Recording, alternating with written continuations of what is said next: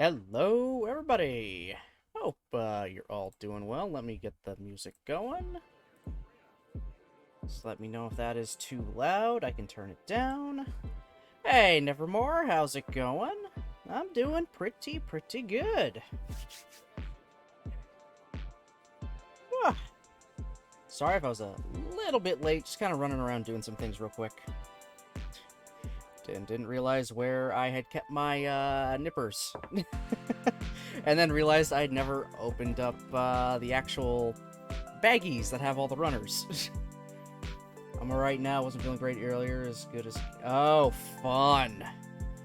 Fun. Glad you're doing better now. Definitely glad you're doing better now. So yeah, today we are doing what we haven't done in a little bit, a Gunpla and Chill stream. The Gunpla in this case, the Gundam Pixy Fred Reber Custom. What do you think of the Chunkachu foot? Yes, thank you. Thank you so much for Chunkachu. You know how much I love that chunky bastard.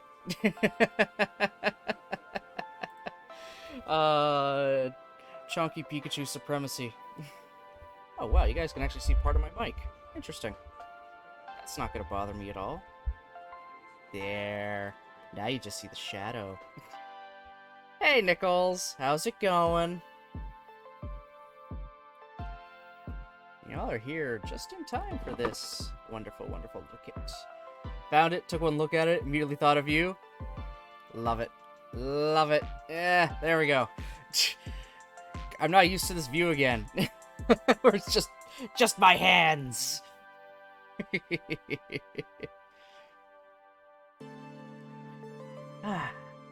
Yes, today is the high-grade Gundam Pixy Fred Reber Custom, or as I'm gonna start slowly calling it, the PJ Custom. Speaking of PJ, there they are. How you doing, PJ? For those that do not know, this is the mobile suit I have PJ Sweater's custom character in SD Gundam G Generation Genesis using, specifically this variant.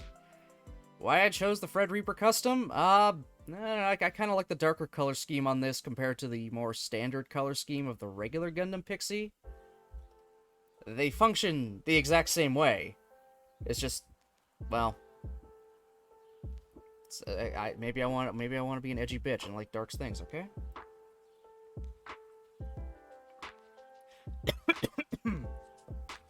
I know you can't really see the colors because this is a monochrome colored box. That's because it's P Bandai, aka exclusive, aka cost a bunch of money when they first released it, and now costs even more to get your hands on. I bought this fucking thing through Amazon.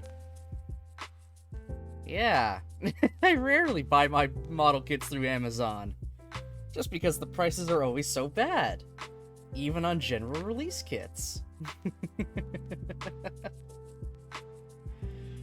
Anyway, let's throw open this bad boy. It ain't gonna look like much. Hell, we don't even have a picture on the instruction manual, just immediately into instructions. But, oh well, we're used to that. Shouldn't take I mean, it'll probably take about 2 hours or so. My standard.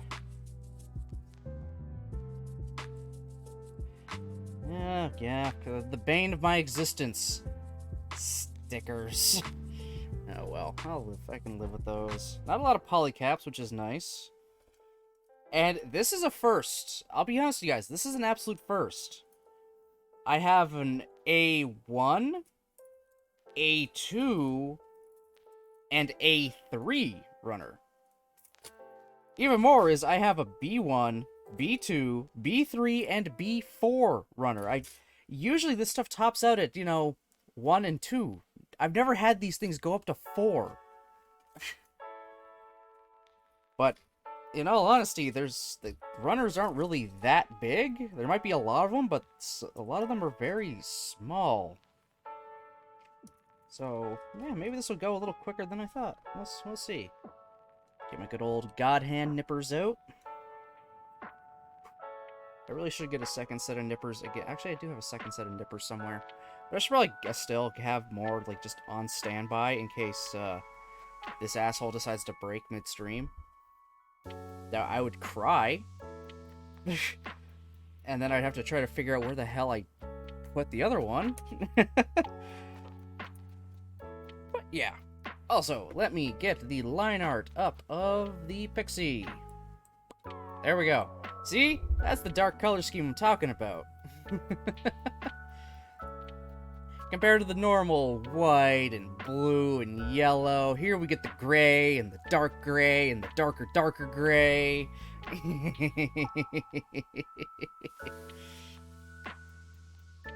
Baron the Fletchling is doing okay in-game, mostly hiding out in the party at the moment. When I head out west, I'll probably carry the party on. Nice. Glad, Fletchling me is doing well.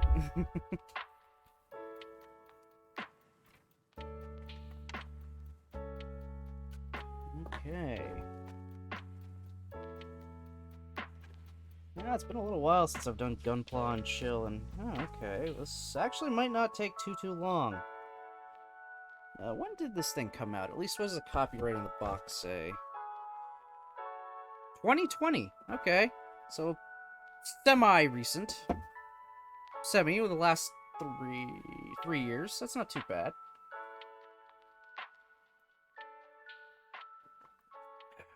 So, alright, I'll just kind of start going into it and give the very short history the Pixy actually has, as I usually do with this.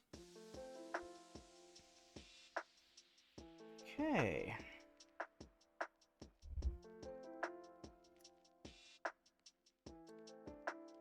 So, the Gundam Pixy. It is a variant of the original Gundam, the RX-78-2, but it was mostly geared... Actually, it was 100% geared around ground-based combat.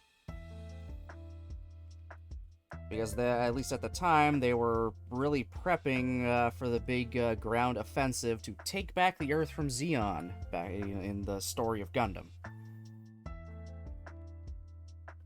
So, what they did to make it a ground-based unit was,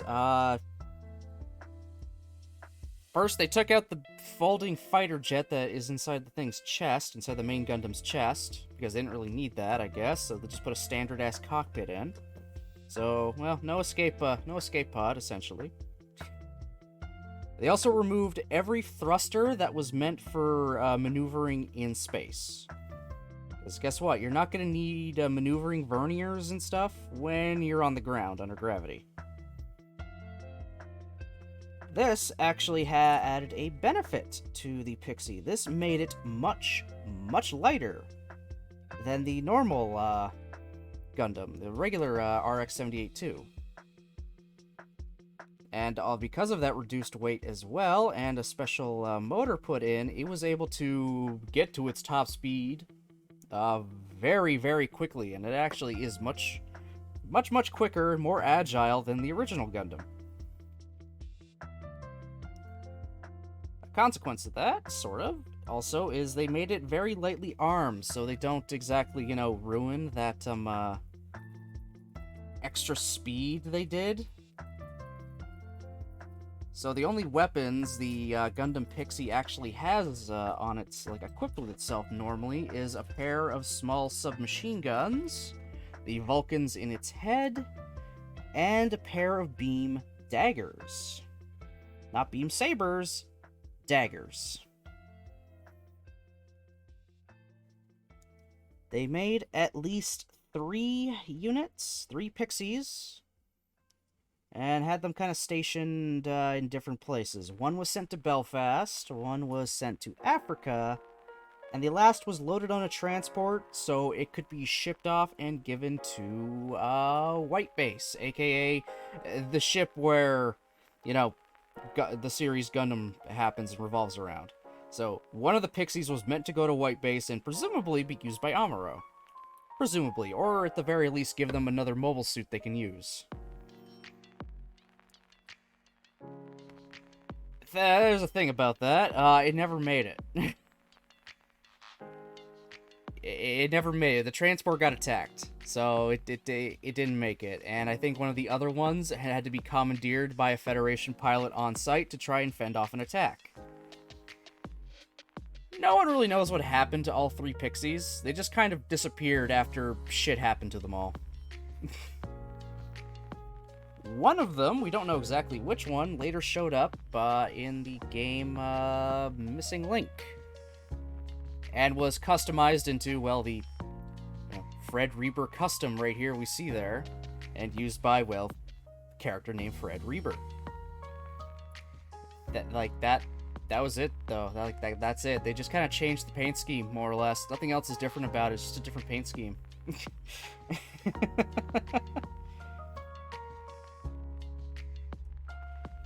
And, yeah, that's about it.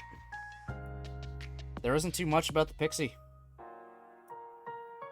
That's all we got, is just a ground-based variant of the original Gundam that they made 3 of and somehow lost all of them.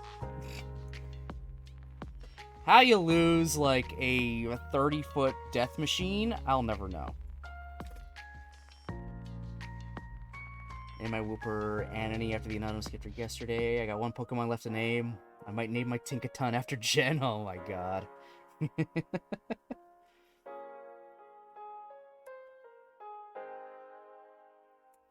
God, Tinkaton is such a menace.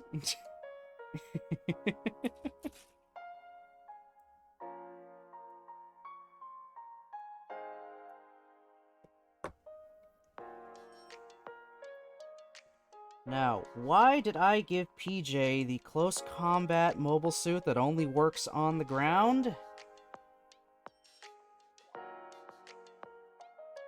That's a very good question. I just kind of, thanks to Crossrays, kind of decided to make PJ our dedicated close combat specialist.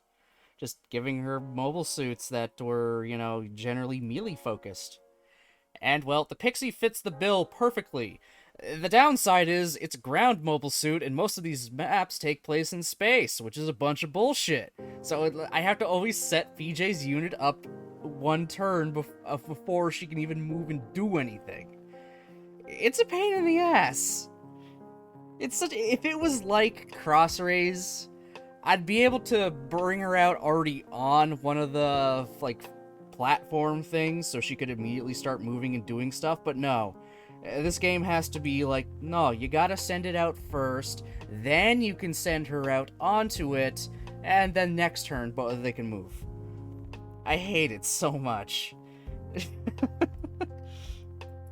But hey, she does do some very good work once she is finally out there on, you know, the battlefield.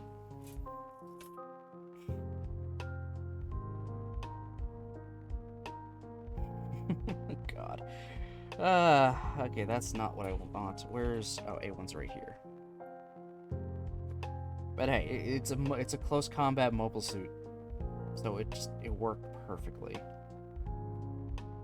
There's like no other Gundam in there that I could think of that was just, you know, a melee suit.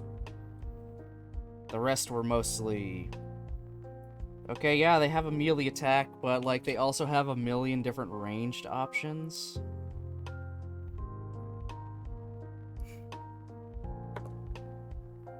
And no, that didn't feel right to do it that way. Plus, hey, I got like, you know, 9 different versions of the original Gundam essentially now. So that worked out using all the RX-78-2 like variants or upgrades. I still wish a prototype Gundam was in that game. It feels like such an easy thing they could have done, but they didn't. I'm not bitter. I'm totally not bitter. You know me and my love of prototypes. I love my prototype everything.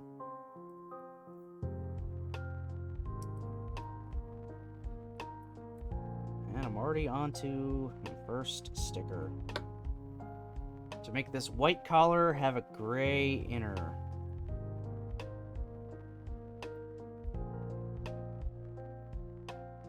But how you doing, PJ? And Nichols, if you guys are still around. Hope you y'all have been having a good week so far.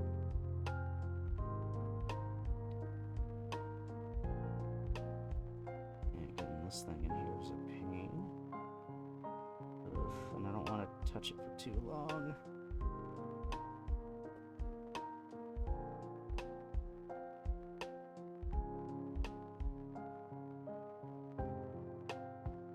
Actually, looks pretty.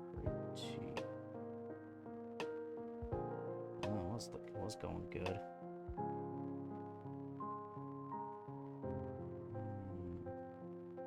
Go. Salvaged it.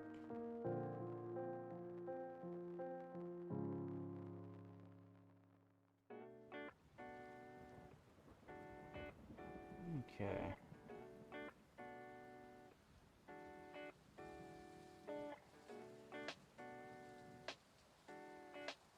If you were to give Chonkachu a voice, what would it be if Pokemon talked like... Good question. I'm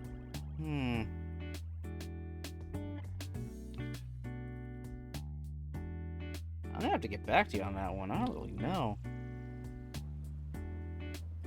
I never really plan out voices like ahead of time ever. They're very much like spur of the moment. There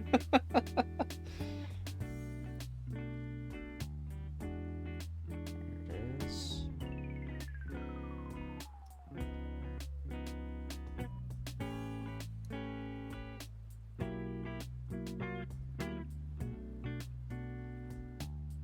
Interesting. It's not using a polycap for its neck. It's using an actual part.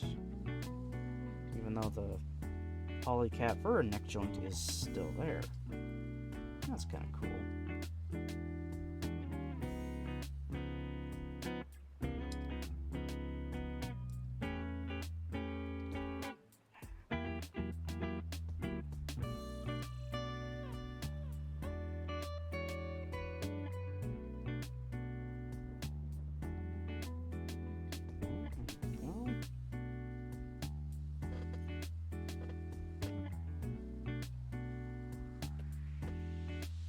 Is the one I'm looking for? Nope.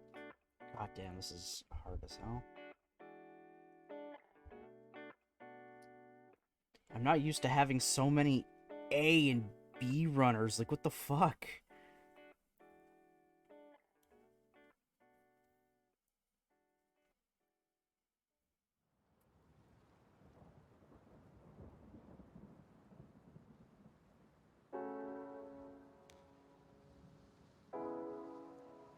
Yeah, so why did I suddenly just decide to get the Gundam Pixy? I don't know. I was just kind of in the mood to buy something.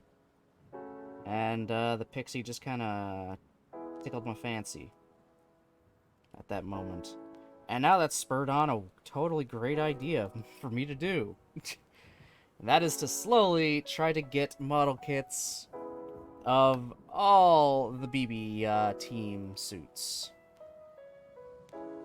All of them. All 9. I know where I could get 2 of them. A third one, I could probably have to wait until it's back in stock on their site. So I could get 3 more, no problem. The others, oh boy. Those are all just like this bad boy. Exclusive. And yeah, so I've got a... I essentially would have to shell out a little more money if I wanted them. Which, I mean, I do. I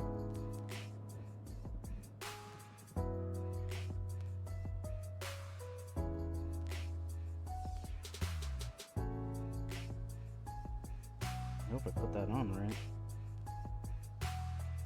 Looks like I did. Yeah, sure. Let's say I did. Yeah, I did.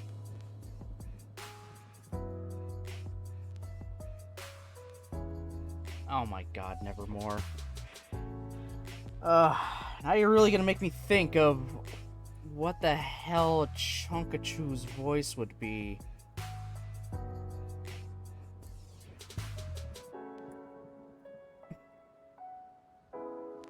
Now I feel like it was a mistake making that redeem.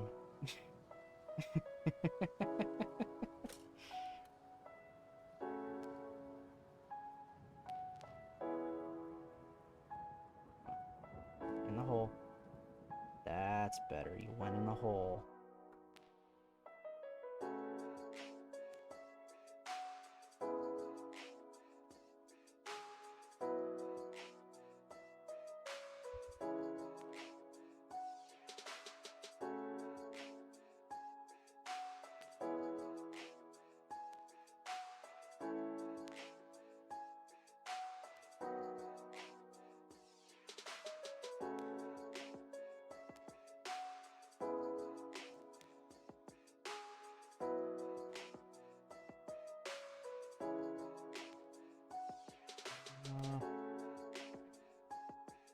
Let me look at some other pictures of the Pixy real quick.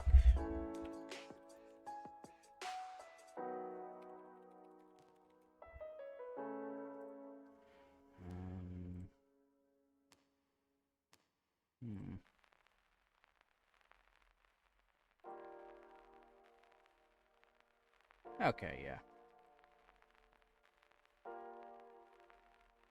Where did I... It's fine.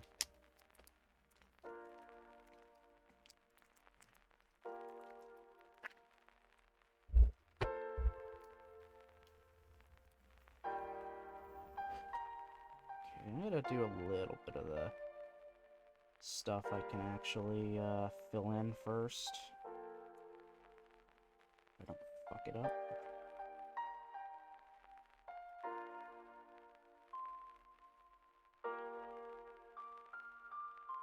I am not a professional builder in any way, shape, or form. This is purely a hobby.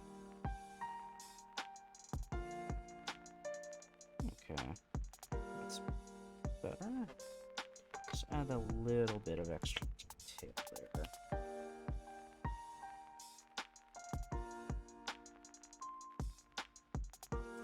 Oh my god, nevermore.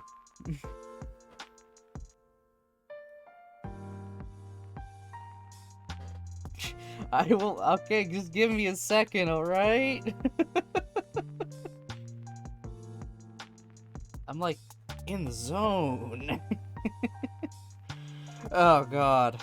Ew, I gotta do the eye sticker. Oh, then again, I'm doing the eye stickers really quickly, so.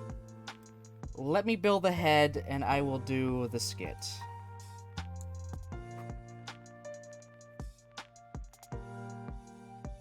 The head is always one of the worst things for me to do. Just because of the eye stickers. That's all. I hate doing the eye stickers. They're a mega pain.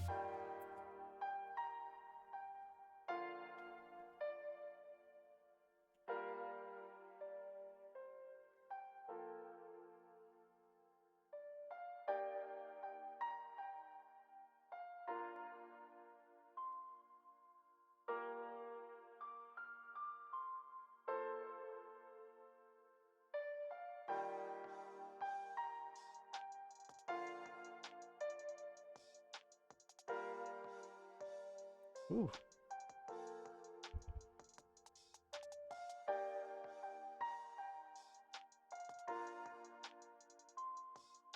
Totally get it. Build Lego Harry Potter sets are turning into flimsy fuckers.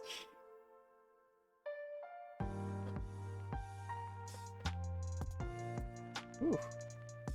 Everything's gonna be jumping here today. What am I looking for? A219. Right here. His muzzle. Actually, all his muzzle's out and still on the runner. Me.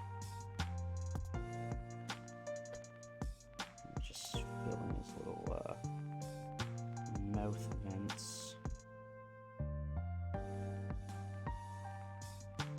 Oh, that was beautiful. That actually went on very nicely.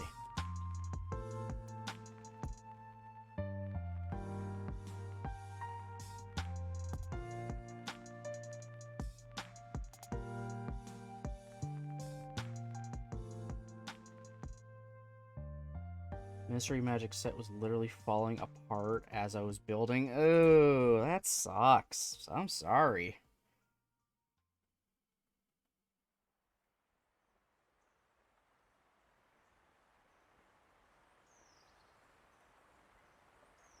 I don't know, Nevermore, were you here when I built the, bunny astronaut, lamp thing? Out of knockoff Legos? I can't remember. That thing kept falling apart because it was... You were? Okay, cool, good. So you know my pain and how that thing was just so weird.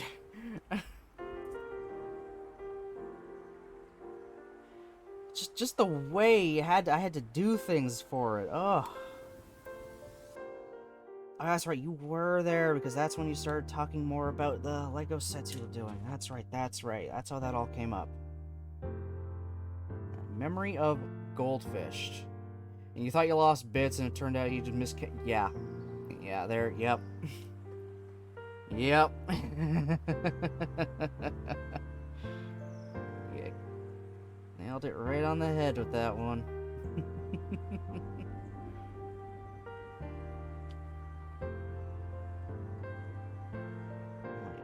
Really? Oh my god, this thing has... Really? Oh, that's a pain in the ass. Are you shitting me? He has, like, little, like, radiator type things on his head. And I gotta put a sticker over them, because I guess it's not dark enough. Oh, I hate doing that. I hate...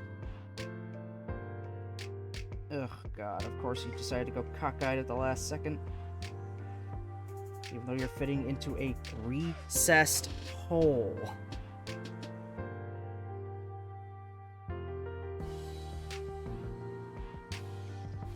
Yeah, just use the tweezers, I guess, to sort of kind of mold it in there. Alright, that's not too bad.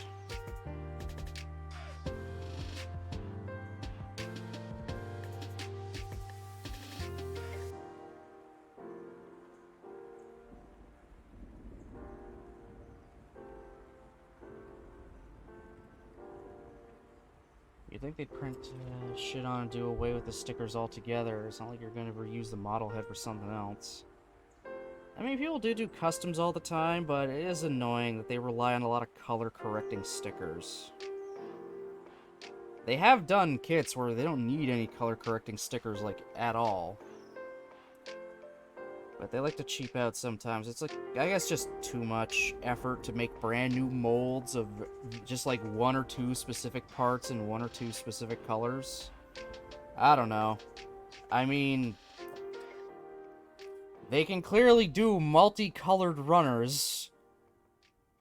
Very clearly they can do multicolored runners. They decided to say, fuck it. We don't want to make this head multiple parts. Beyond 2 halves.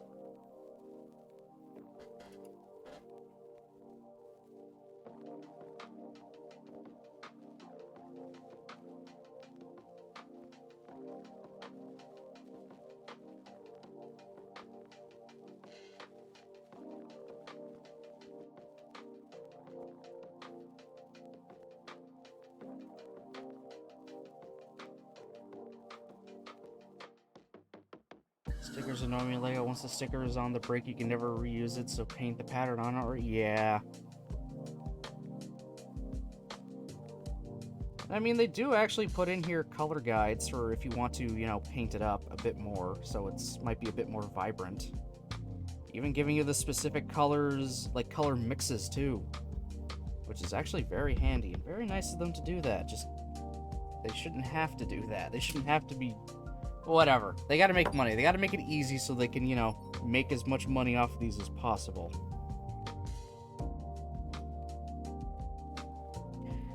And plus, this was an exclusive kit, so they only ever really made as many as were ordered, at least the first time around. And that's just how these exclusive kit works. Like, how many orders do we get? Alright, make exactly that number. Most will get built, others will just get resold again. Mine is clearly one that was resold. Thankfully, the guy didn't decide to build it. I kind of would have been sad if it showed up in our PO box and the fucking thing was already pre-built. I'd be like, oh. I mean, it's nice that I'd have it, but oh, that's half the fun of model kits, is actually building it yourself.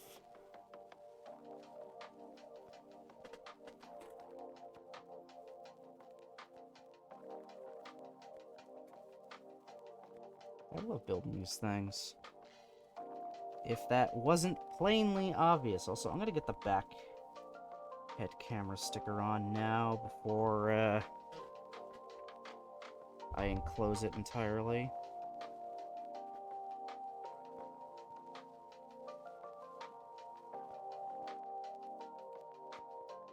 It's just easier to correct where it is if I put it... Get the fuck...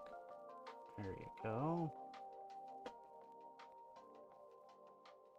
There. Beauty. Now we plop on their little, mohawk thingy. I don't know what to call this. Okay. Now we do the V-fin.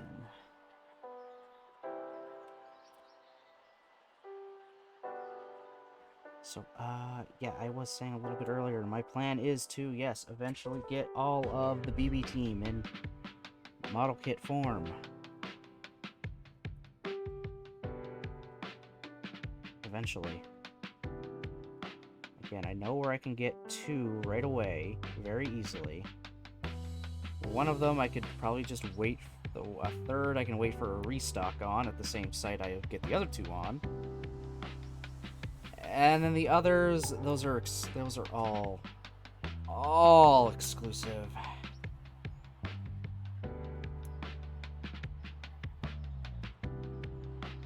Which is, you know, real fun. The exclusive ones being my Gundam Unit 5, Nichols' Gundam Unit 4, yeah, your Gundam Unit 6, Madrock Nevermore, Mari's Full Armor Gundam, and Mochi's Heavy Gundam. All of those are P Bandai, and the Full Armor Gundam, like, came out, like, last week. So, good luck me getting that. Like, absolute good luck me trying to get one of those now. It'll take a little bit till one decides to show up in, like, on a third-party site or something. As used. Or pre-owned, sorry. Yes, the Madrock is a P Bandai exclusive kit. And the Mochi Heavy Gundam one is also exclusive, but it's from the Gundam Origin line, and I don't think they've restocked that in quite a bit. So, I'm really gonna have to hunt for the fucking Heavy Gundam. No, no, no, no. That did not just fucking happen. No! Damn it. Of course, I drop a tiny-ass piece. Every time. Alright. I gotta search for it now. I think I found it already.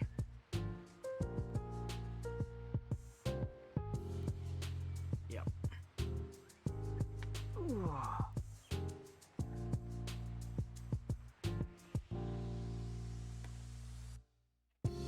Thankfully, the carpet is like a brown, and this is, you know, very clearly bright red. Sticks out like a sore thumb.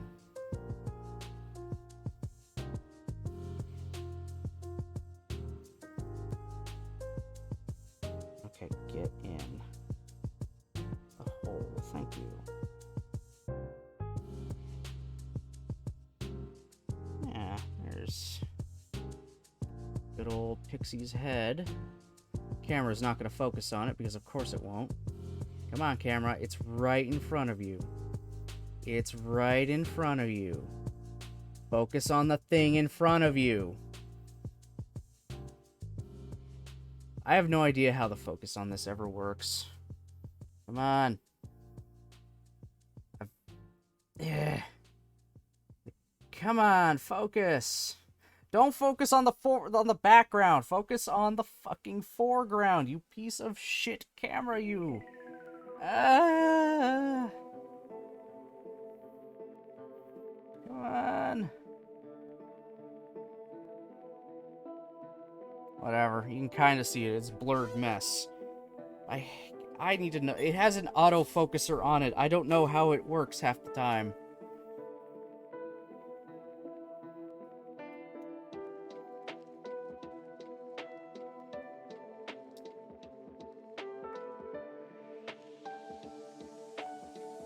So there we go. There's the Pixie's head and body. It's gonna get there. We have a fuck nugget. Well, not even. We're missing the lower half of the upper body, like the lower half of the body for that part.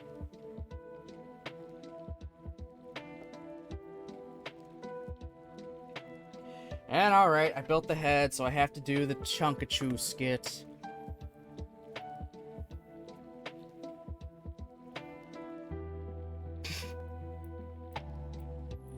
Oh my god. Alright.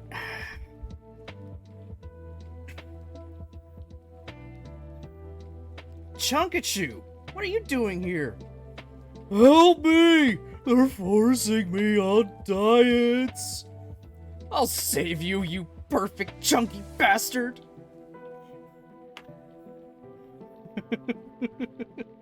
There you go.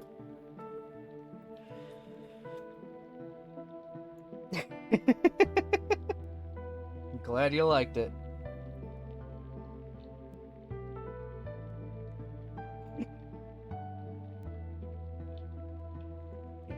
This guy.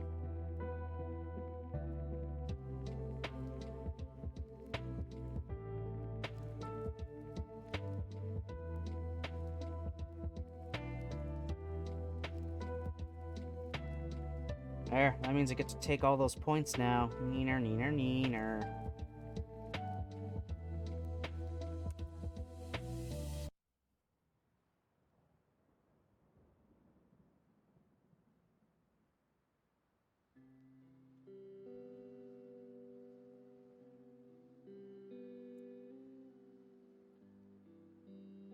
I actually don't have too many exclusive model kits, if I'm really thinking about it. I don't have a lot. The Reber Custom is, well, one, clearly. That's the newest one, and then after that it's, Gundam Plutone, Gundam Geminis 01,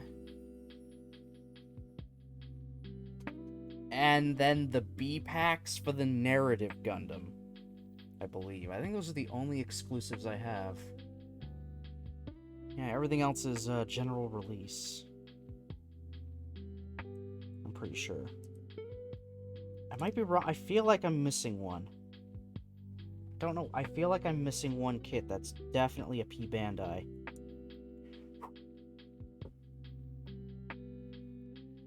I don't know. Nah, probably not.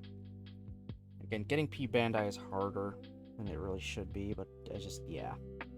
And I'm not going to go out of my way to do it. Really go out of my way to try to get them. I think the Pixie set me back like $100. And it's not even that special, technically. I mean, funnily enough, the normal version of the Gundam Pixie was also P Bandai. So they made a variant of their P Bandai exclusive kit. Which is just odd to me. But whatever. Someone really put into perspective what P Bandai really initially was supposed to mean, and why some kits would be exclusives? The short answer to that is there's supposed to be variants of normal ass mobile suits that are just like a different color. So if you want that kit without having to paint it yourself, just buy the exclusive P Bandai one. That's what P Bandai is supposed to be, for repaints that you don't want to do because you're a lazy ass. But now it's molded into, like, morphed into stuff like more obscure mobile suits a lot of the time. I mean, generally. Like, stuff from side stories and whatnot that they don't think would be worth having a full general release for. Just something's like, alright, how many people actually ordered it? Alright. Yeah, it was basically the lazy ass lines. Like, normally it comes in green. Okay, here's the exclusive version in red. Normally that comes in green. Here's the exclusive in blue.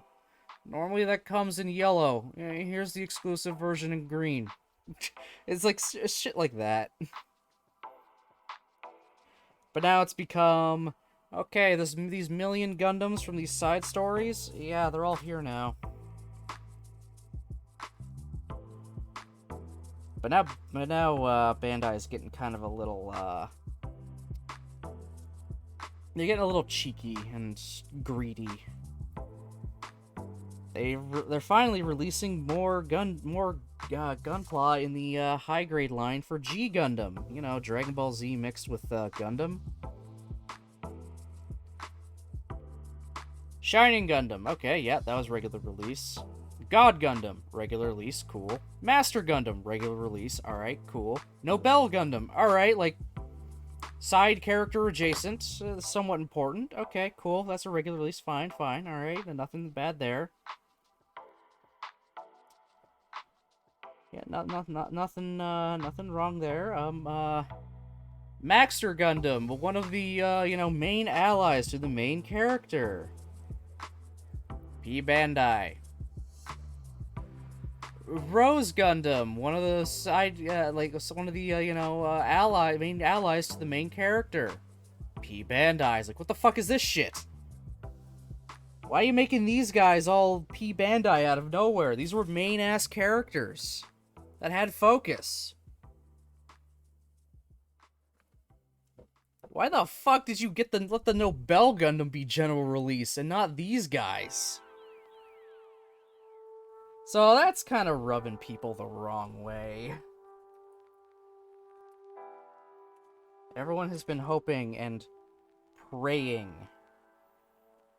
for more of the, it's referred to in the show as the Shuffle Alliance. Just all the Shuffle Alliance mobile suits. And it's like, well, we're getting them, but it's gonna cost you.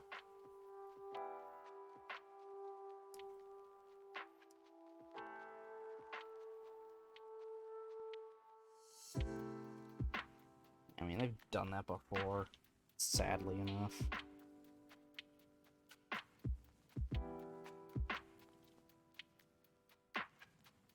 They've done some bullshit like that.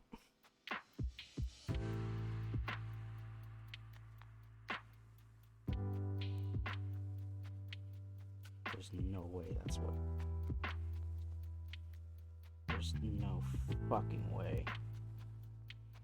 That is way... Oh no, it gets capped off, okay.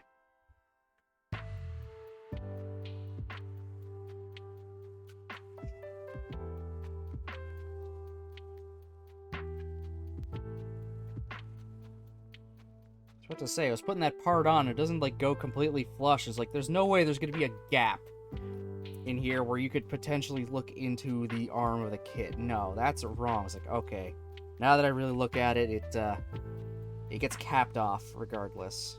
Oh yeah, that 100% is gonna get capped off, okay. So it's not just gonna be a weird hole. And this wants a sticker, because of course it does.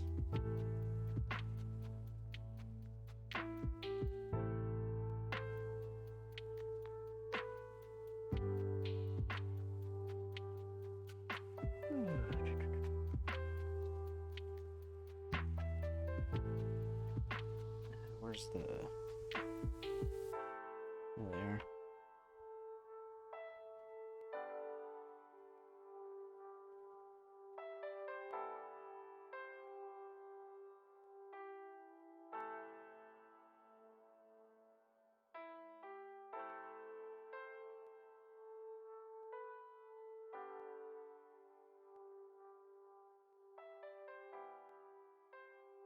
There we are.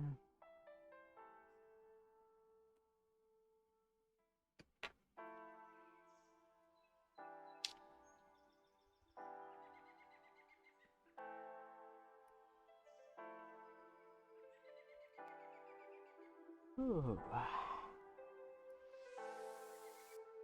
Man, I have definitely missed doing Gunpla and Chill.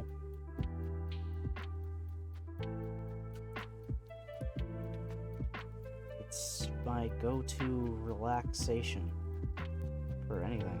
Just, yes please. Oh, I see. I gotta put another piece in there so it holds in place. Okay. C1.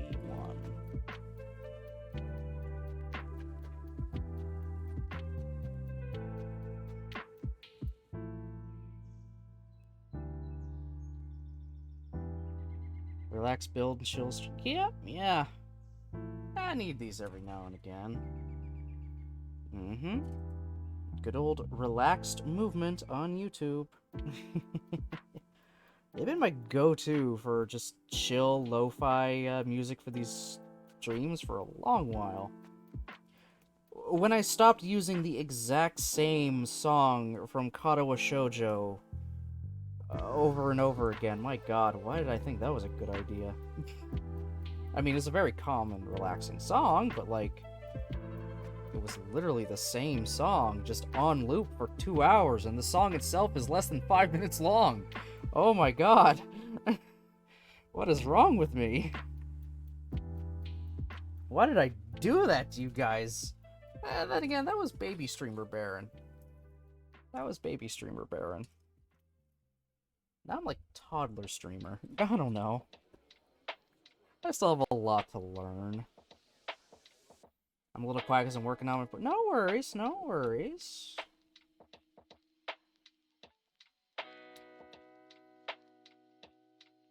It's not like I'm, you know, I demand that you chat with me every minute of every, you know, every time I stream, you must. No, it's fine.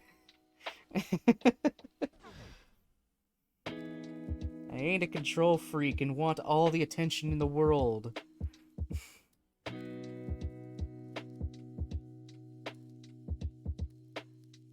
There isn't gonna be a quiz after. It's like, what did I do? What was I saying? 54 minutes and 3 seconds into the stream. No. That's not a thing. I love and appreciate my lurkers. Or even just anyone that's just, you know, types in something every now and again because they're doing something else. I'm all cool with that. It's all good. I like the active chatters. I like the less active chatters. I like the lurkers. I love everybody. Except the bots. Bots can go to hell. That aren't Nightbot. Yeah, I lurk a lot. That's fair. I mean, I've definitely become much more of a lurker in general for a lot of chats I'm usually in. I don't know. I'm very much more a lurker at heart. And I just feel comfortable. Because the streamers themselves have made it pretty clear that they're cool with people just lurking. 'Cause, I mean, why wouldn't you be? Lurkers, like, really make this site.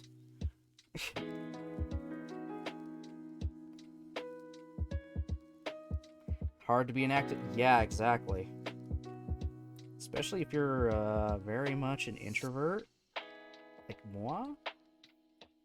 Sometimes I'll be, like, very active, but more often than not, I'm going to be mostly quiet.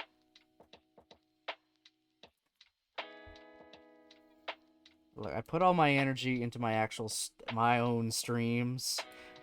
You see the shit I do and say? Or the shit you guys make me say?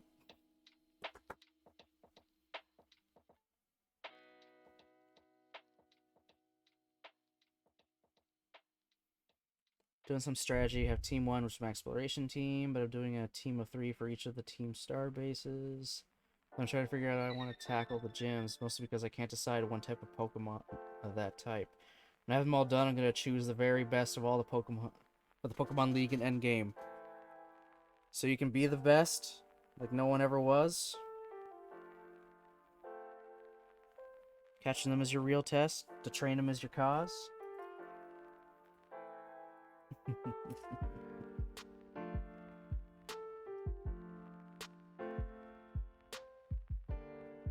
Travel across the land, searching far and wide.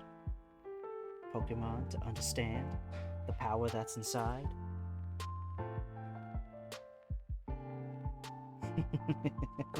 There we go. Spoken word version of fucking the Pokemon theme song. Oh, so that's how they keep it in place, somewhat. That's neat.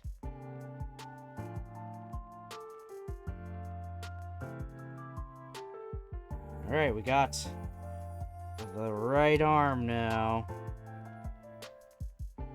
It's coming together. Now I gotta do everything I just did for the other arm. That'll be easy. Once I find the parts. Once I find the parts. Once I find the parts. I found the parts.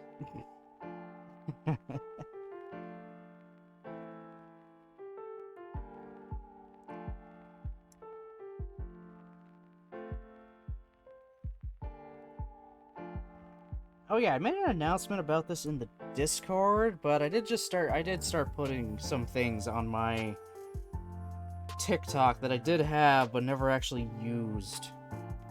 So I threw a few of the featured clips up onto there. Huh? Oh, hi, Flipsy. Welcome in. Welcome in. Thank you for the follow. Appreciate it. Hey, Jose. How's it going, buddy?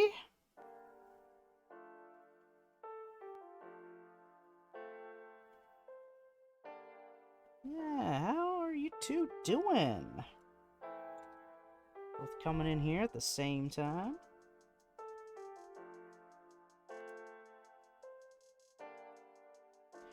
What we building? We're building the high-grade Gundam Pixy Reber custom. Got the line art right here. And so far, we've got that done of it. We're not too far.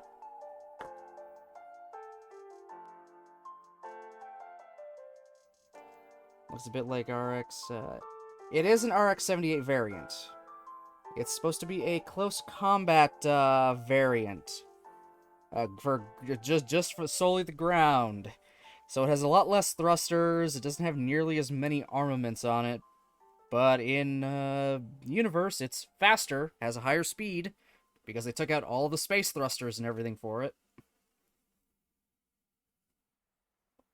And instead of beam sabers, it has beam daggers. Because, you know, nothing's cooler than a knife nut.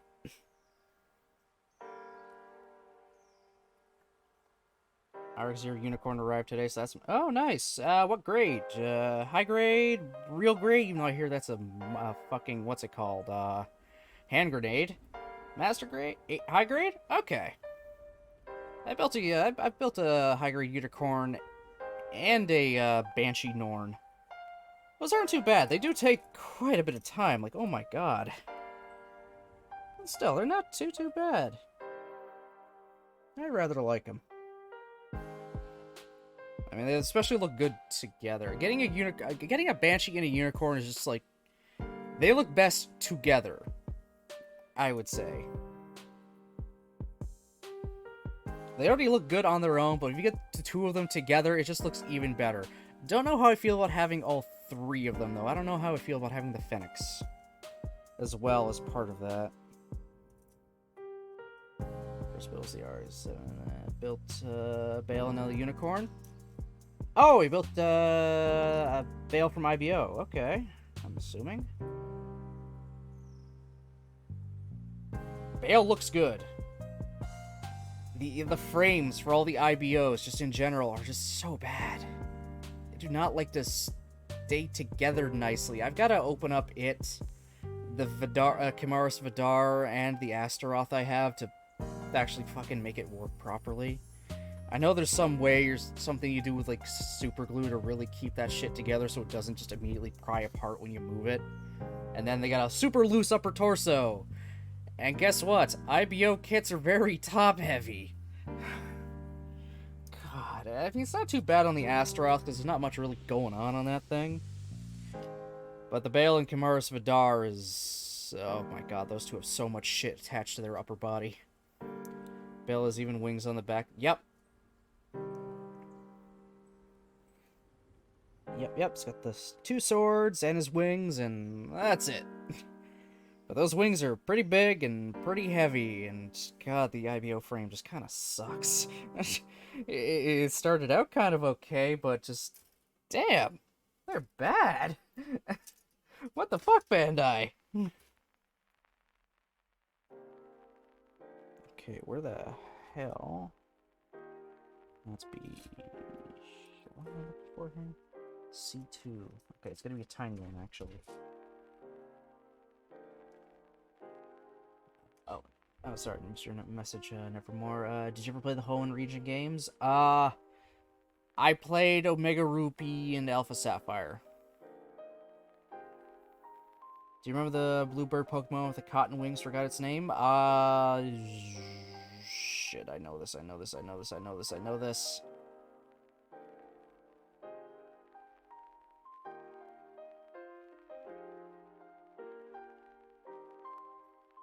It's literally on the tip of my tongue. Many other Pokemon fans know exactly what they're talking about. I know exactly which poke they mean. But, oh, its name escapes me. Forgotten what its type was. If you've forgotten, it doesn't matter. I feel like it was dragon, or at least flying in water? Possibly?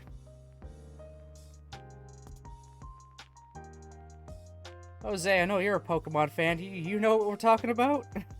At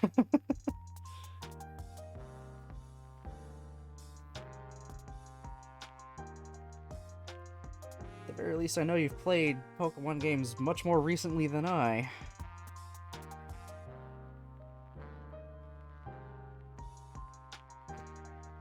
Okay, it's gonna bug me. I need to look it up. Swablu, yeah, and then there's its evolution. That's right.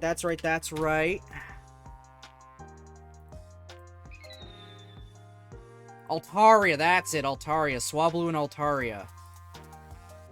Okay, Swablu is normal flying, and Altaria is dragon flying.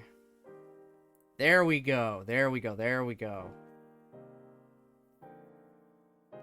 Thank you, Flepsy. Thank you so much. Just saying Swablu got me on the right track.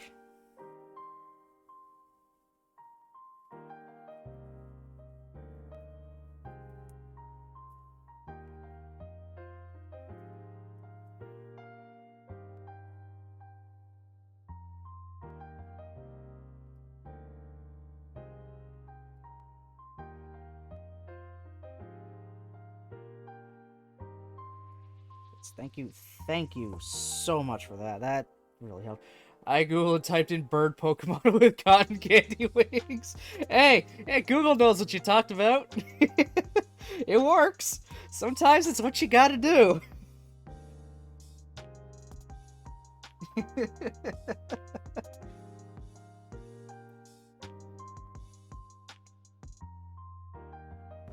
Can't use the types. Good to know what doesn't work with my setup. Okay. Google's, here it is. It's getting scarily good.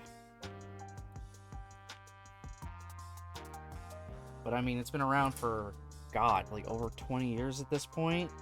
Millions upon millions of searches, so it's pretty it's very easily refined at this point. It'll get what you're trying to mean for the most part.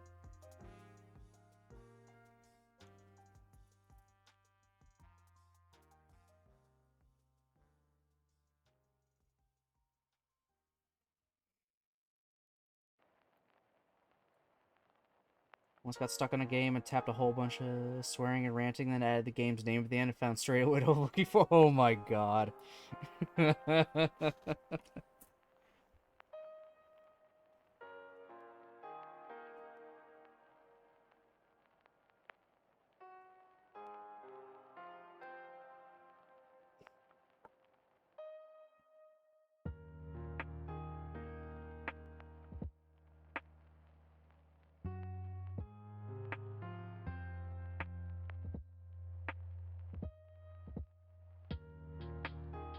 Damn hands. That's like definitely the only problem with working with such small parts like this. Is my hand. Oh fuck. Oh fuck. No no no no no no no. Oh shit. Oh shit. Oh shit. Oh shit. Not good. Not good. Not good. Not good. Oh no. Oh no. Oh no. Oh no. Two of the gun camera stickers are stuck together now. Oh shit, oh shit. No, no, no, no, no, no, no, no, no, no, no, no. Oh fuck, oh fuck, oh fuck.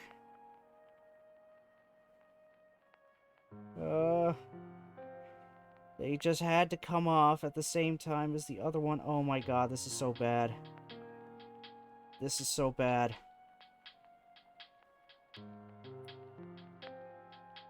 I didn't think they would fold into each other.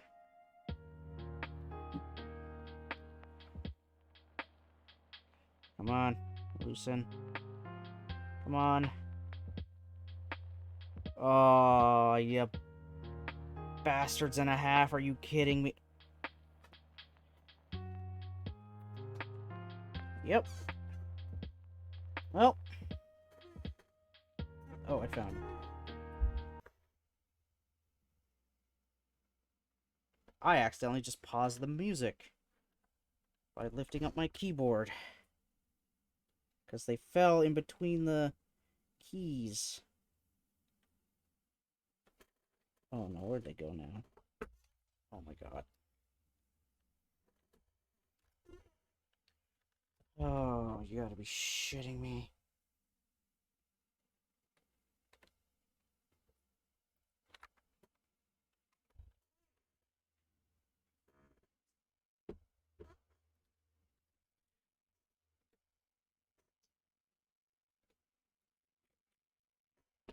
Oh. Yeah, that sucks. Alright, the Uzis don't have their, The Uzis don't have their, frickin' green sights on them now. Fuck. I really hate these stamp stickers. I guess I have to try now and buy a fucking metallic green marker. Fill those in. I'm actually really annoyed at that now.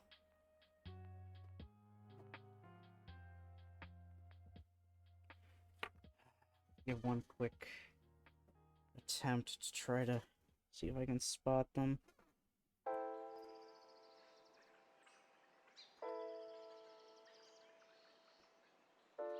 So they were in here. Oh, I found them. I see them.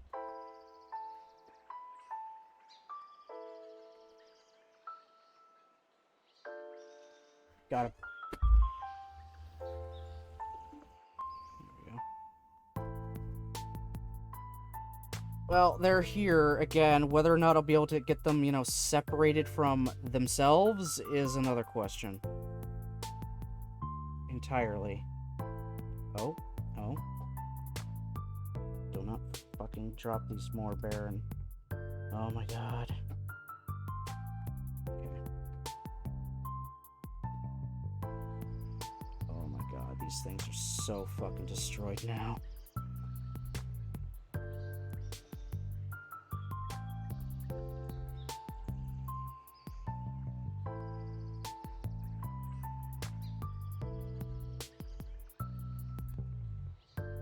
Maybe not.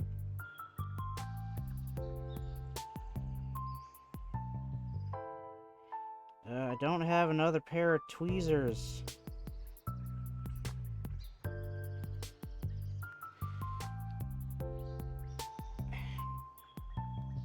Gundam base ones don't exactly have a very tight hold. Oh, I got them. I actually separated them. Okay.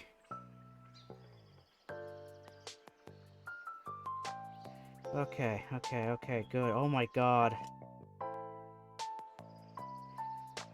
Not the worst thing to... Do not drop the... Damn it. Oh my god, I just lost it. No, there it is. Fuck, I hate these things. So much. I hate these stickers. These tiny-ass little stickers.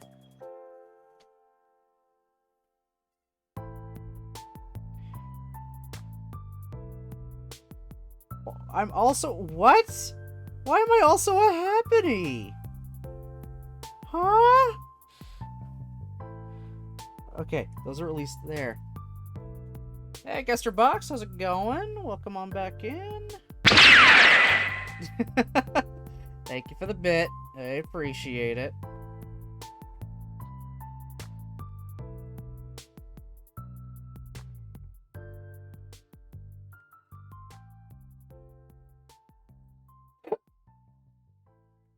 Oh, excuse me. God, that was annoying as shit. There we go. At least I managed to salvage the stickers. Oh my god. Ugh. I hate Bandai. I hate your fucking tiny-ass little stickers that you like to jam all together on the smallest sheet possible.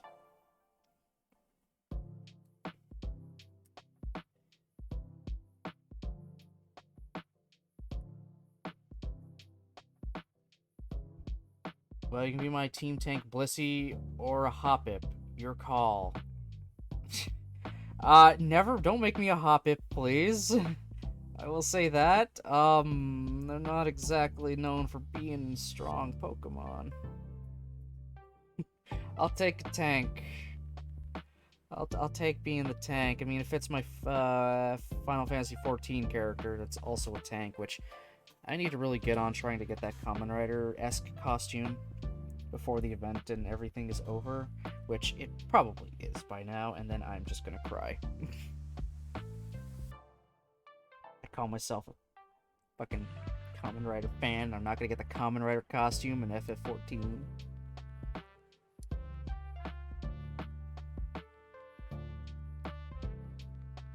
From what people say, like, by next year, you could just literally buy it with money.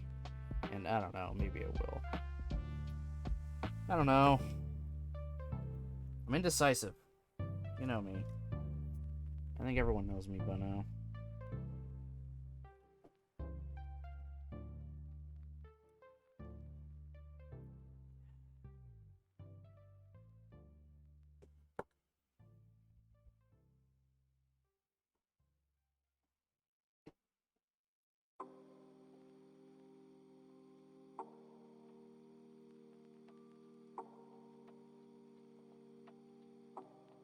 Neotine tank for all my base attempts. I was insanely high leveled in case the base wipes out my team and Blissey can survive long enough for me to heal everyone. Yeah, that makes sense. Blissey is very tanky.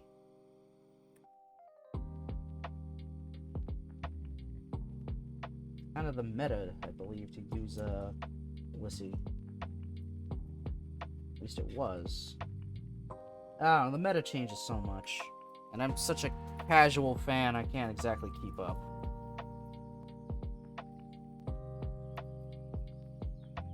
Let's be 1, 30, 2. Hey, Roops.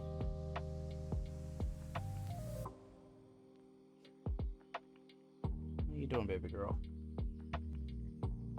You already got treats from me. You're not getting any more. You've been chewing on your antler. You can finish that off, miss. Yeah, Ruby's behind me.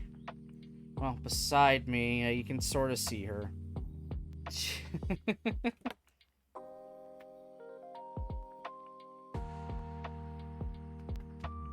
silly girl.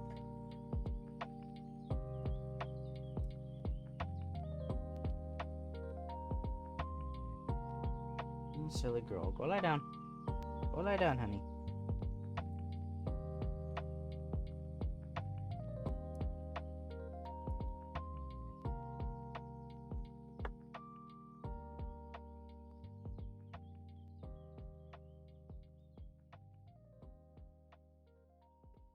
Oh yeah, I never finished my thought about, like, TikTok that I have. Completely forgot about that. So, yeah, I've uploaded edited clips thanks to freaking, you know, Twitch actually making that a thing you can do now. Make vertical video edited clips. So I just took pretty much the featured ones, made, you know, edited ones, downloaded those, and then I threw them up both on YouTube and also up on TikTok, just for the hell of it. Because why not? So yeah, there's like any clips from the channel you guys think might be good, decent, I can throw up and make it to throw up there onto YouTube and the TikTok as shorts or whatnot. Just throw it in the, you know, the Pics and Vids channel.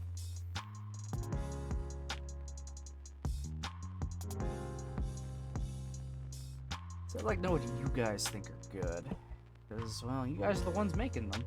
Making the clips and everything. So clearly you know what's good, what you liked, all that fun jazz.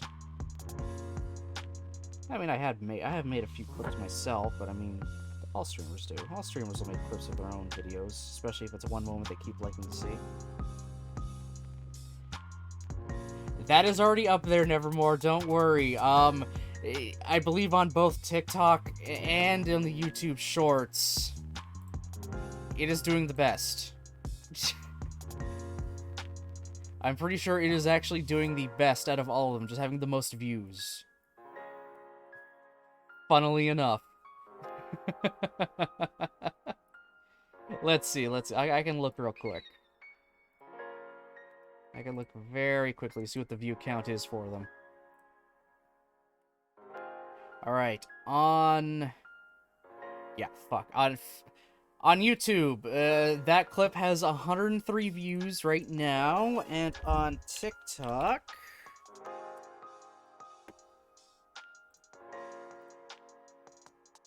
that one has 281 views, the most on both platforms.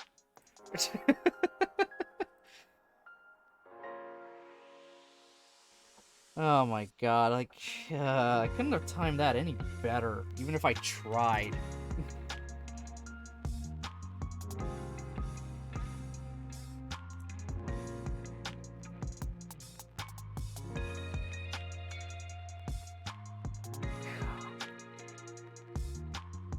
Yeah, I threw them up there. I literally just threw them up there, doing, like, literally bare bones nothing to them. I didn't even put any, like, hashtags or anything, so they're, like, really hard to find, I guess, for their algorithm, presumably? I don't know, and it turns out the only way I could, you know, fix that is to, like, delete them and re-upload them again, but I'm not really gonna bother. I was just throwing them up there to throw them up there.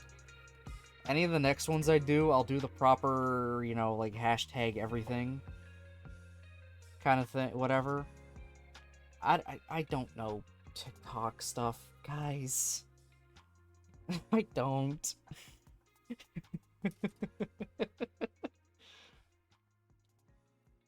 Hey, it's all, like, new territory for me. I was doing it because, like, why not? It's like, it took little effort to turn these into vertical videos.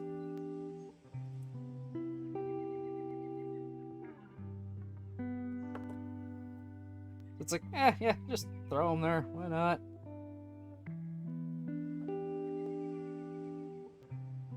I will say, though, the YouTube ones can be a little disheartening. Because I can see what dislikes I get. For some reason, a few have dislikes. I don't understand, but whatever. I mean, it is what it is. Oh, finally. That's... After dealing with the stupid sticker bullshit.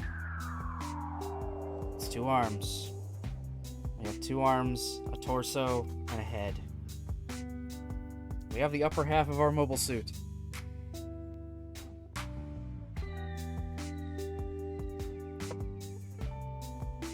Now we gotta make the feet. Lovely. Where are we? Where are we? Is this the one I'm looking for? No, not you, not you. None of those. None of this.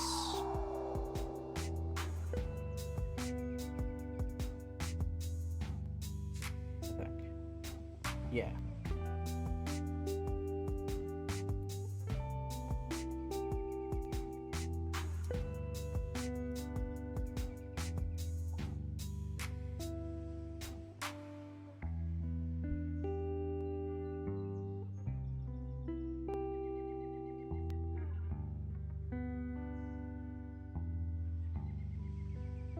Gotta build. Oh, I'm building both of them at once. That's actually helpful.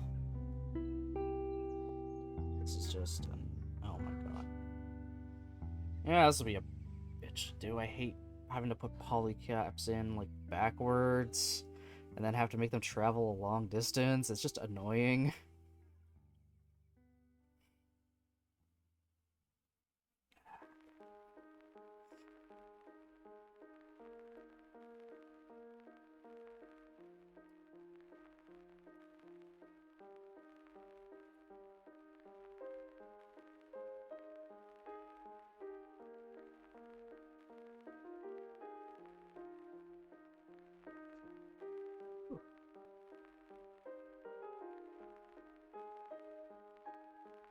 Oh, I do have the schedule for next week done also, by the way.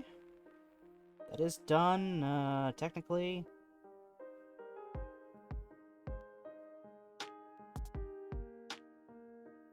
So I will go through that at the end of stream. Can't find it on YouTube. Yeah, I want to see it. It should be there, just under my channel. And just normal YouTube channel, just be as shorts, not videos. That's a whole different section, apparently.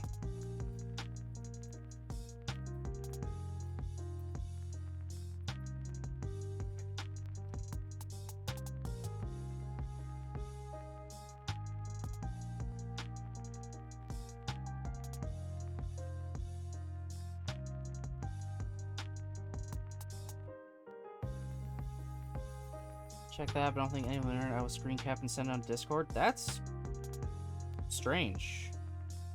So, no, I didn't remove them. Everyone can see them, and they're clearly getting, you know, views. Yeah, so this should be working. I'm doing this. I don't like that.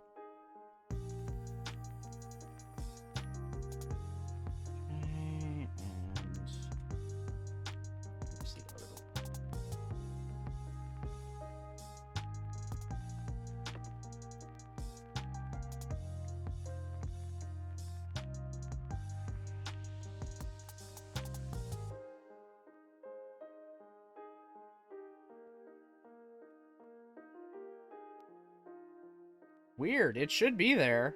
I don't know why it's not showing up for you, but it should be there.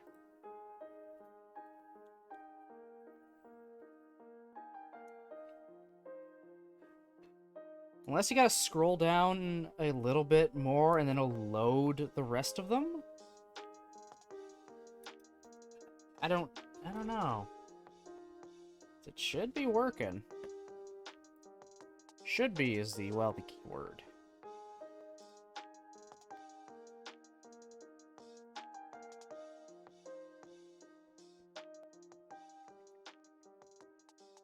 There we go.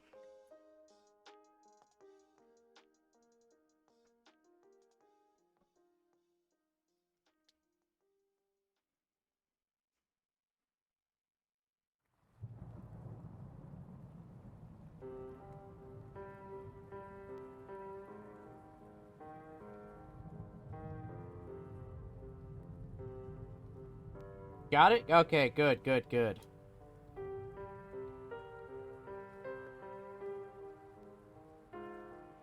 Yeah, I'm amazed at how quickly a lot of them have gotten views. I'm surprised the Kingdom Hearts one where I get absolutely annihilated isn't doing super great. I feel like it might have been because I named it you know, surprise motherfucker, but censored. I think that may have screwed it up. So I just renamed it to just, oh god. I don't know. See if that changes anything. It hasn't really, so meh. I mean, I don't particularly care too much if it does well or does poorly.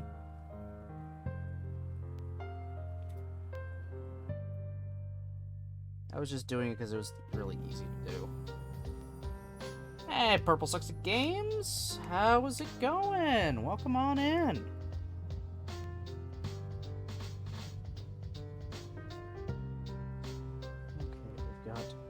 Some feats.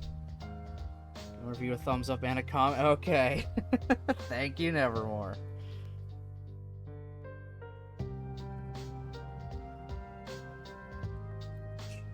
It's B2. I do need a B2 anyway.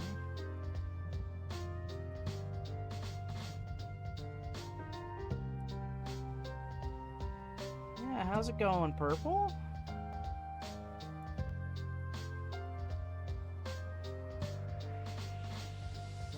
Snipped that to the same spot. There we go.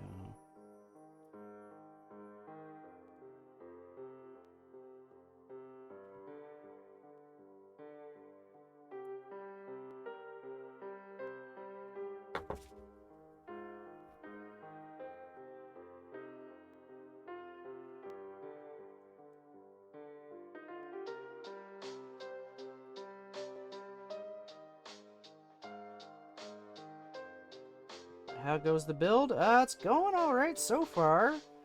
It nearly destroyed the stickers for the Uzis. Because they decided to come off as I was grabbing another one. So that really sucked. But I kind of salvaged them. They're at least separated again. Oh god. I don't want to go through that one more time.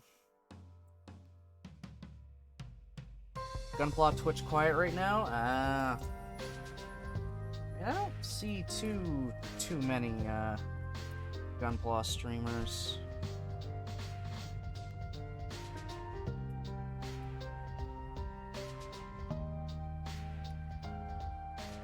I know they're out there though, because I've been raided by a few of them. But there's not too many.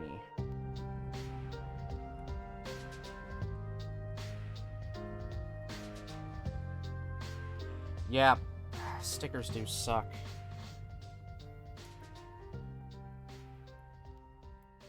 There are a lot at certain times. Yeah, just not today. Not right now. Not this ain't one of those times.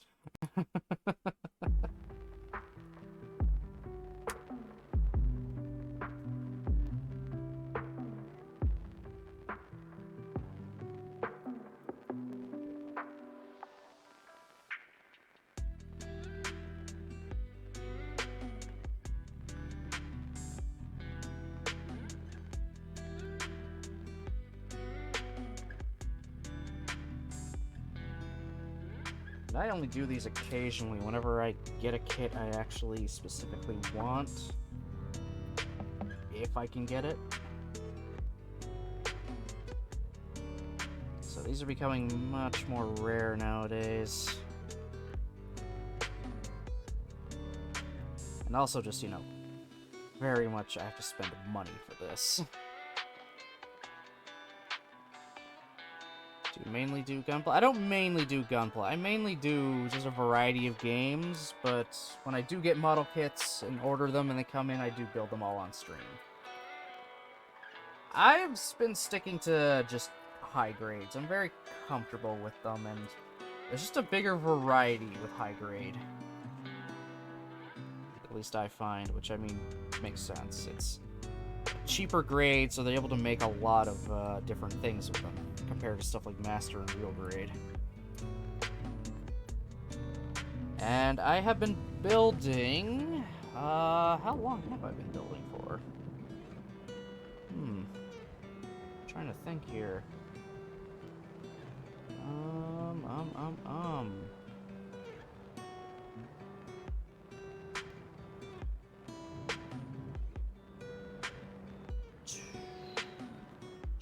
since like 2018, I think?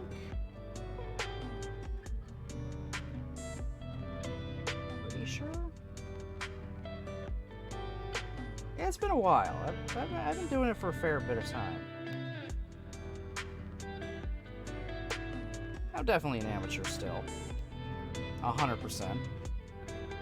But I build these things for myself as relaxation, to de-stress when I have them. So I'm happy with them. That's what's important to me.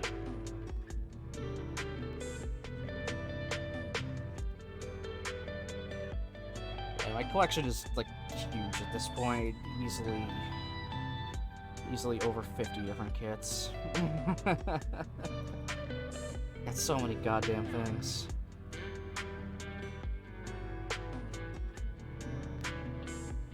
I've got old-ass shit like Zagok and the Gym, all the way to newer stuff. Like, what is the newest kit I have?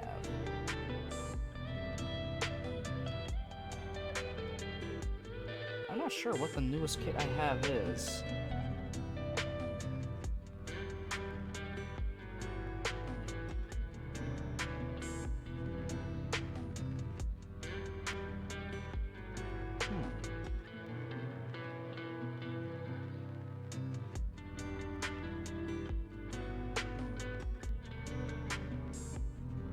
I have to look back at all the box tops and stuff.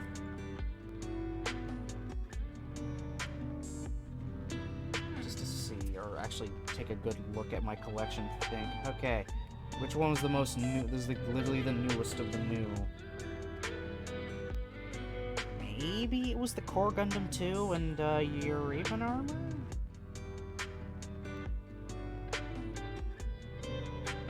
Maybe? It feels like the newest I had. Why did I do that? One of these doesn't go here.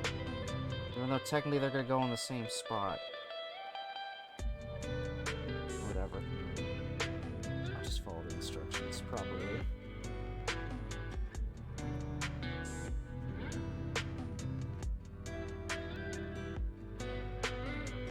Oh, it literally doesn't matter. I'm an idiot.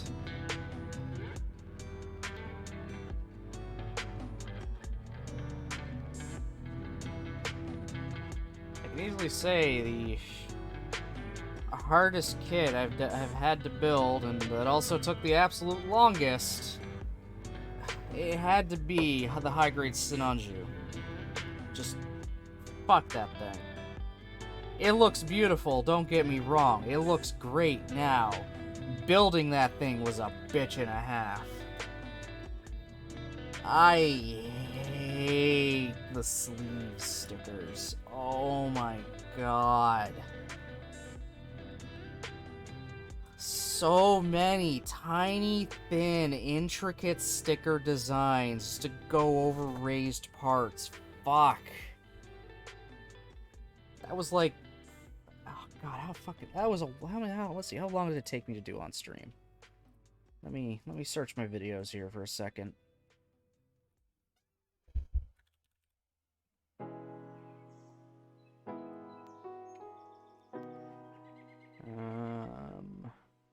I gotta open the actual vid. Nearly 5 hours. Nearly 5 hours to do that bastard. It looks great, but oh my god, I never want to build something like that again. After when it was first getting it, I'm like, I'll also get the Sinanju Stein. You know, I have both Sinanjus. That'd be kind of cool. Fuck no, I'm not doing that. Hell no. I ain't going through that again. Yes, the Sinanju Stein has less intricate designs on it, but it still has them, and it's still a big motherfucker. So no thank you. I don't know if I'm ready to do another, like, 5-hour Gunpla stream.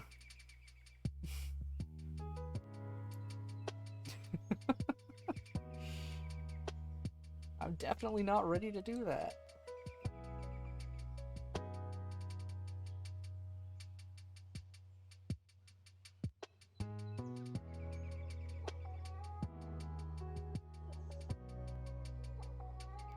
I very much like the Pixie's ankle guards. Because they got little slits in them like they're knight's armor.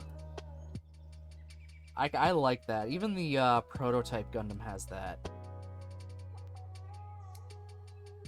There's nice little slits in the ankle guards. I think that's kind of cool.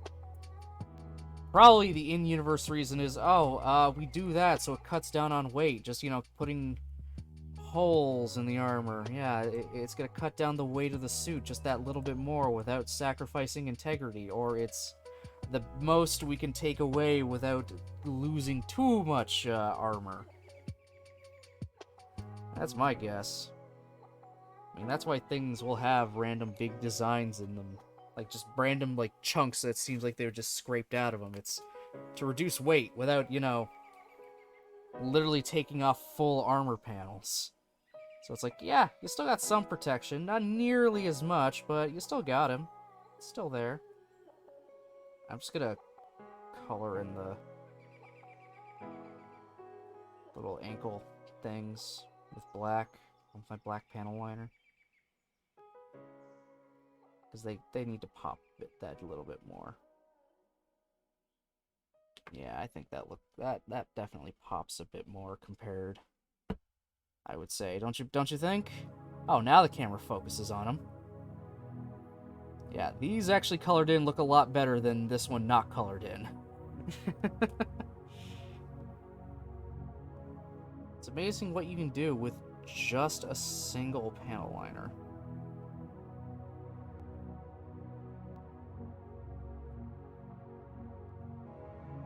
I should eventually get more of actual Gundam markers and not just the panel liner marker. But it's been working out so well so far.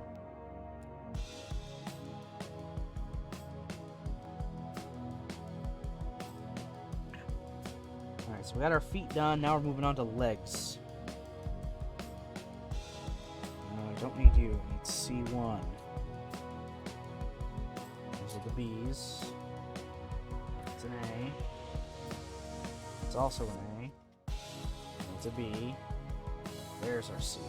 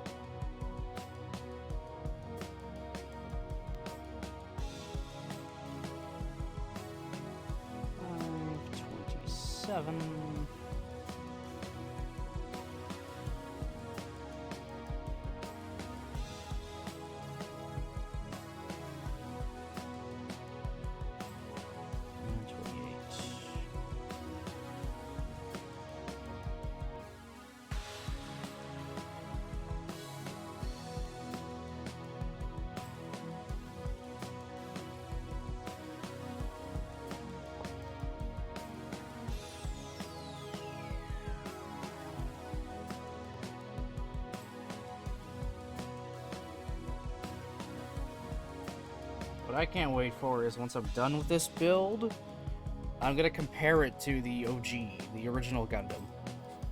Because I have the revived version of the Gundam sitting out here right now with me. Because, well,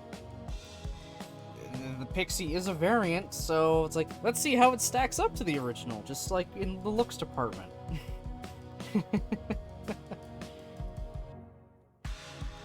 Sure, the comparison might have gone a little bit better if I just got the regular Gundam Pixie, but PJ uses Fred Reber's Pixie, so I had to buy the Fred Reber custom.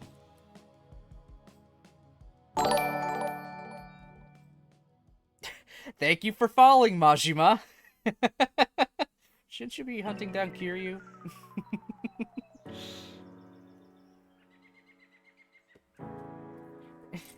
Yeah, thanks for the follow. Welcome on in. Hope you're doing well.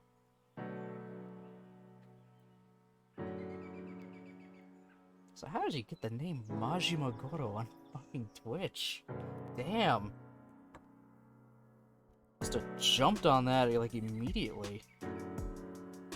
That's like one of those names I feel like it'll get like any popular character name would get taken up like immediately.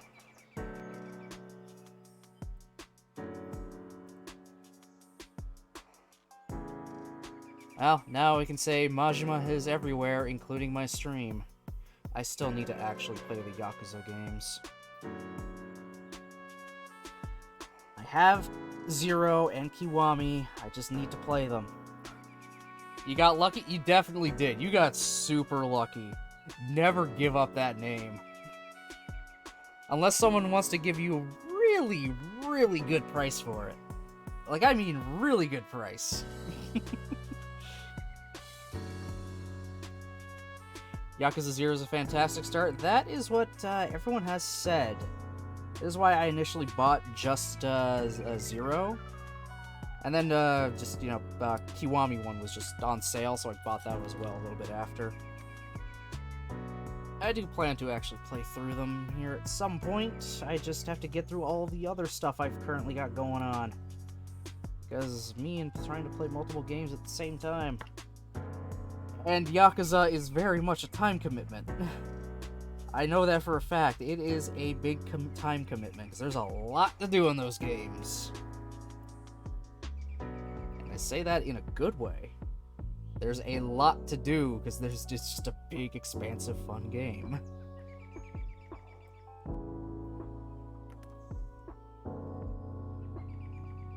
Off their head know what types are strong to dark types. You'd think I would remember given the dark is one of my fave types, so I can't think of as fairy, and I don't want a team of fairies. Ooh.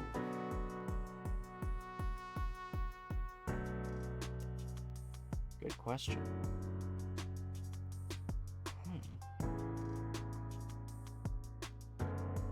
I can't think of any right now. I definitely does have a weakness. Fighting? Is fighting strong against dark?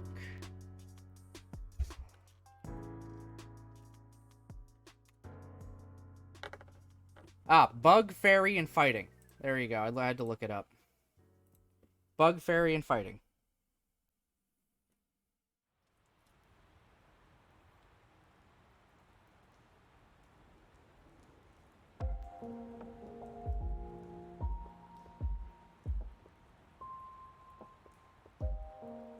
Team of bugs it is. Oh my god.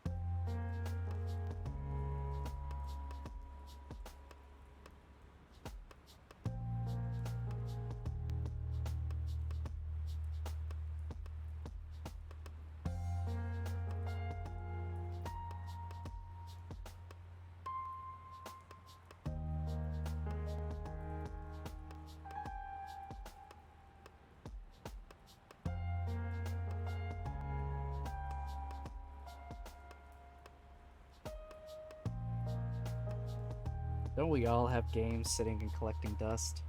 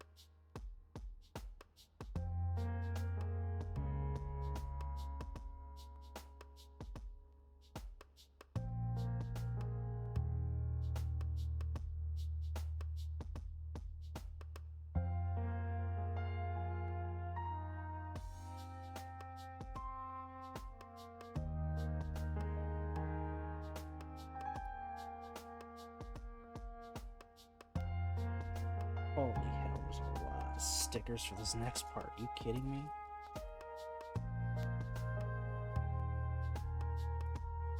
Yeah, well.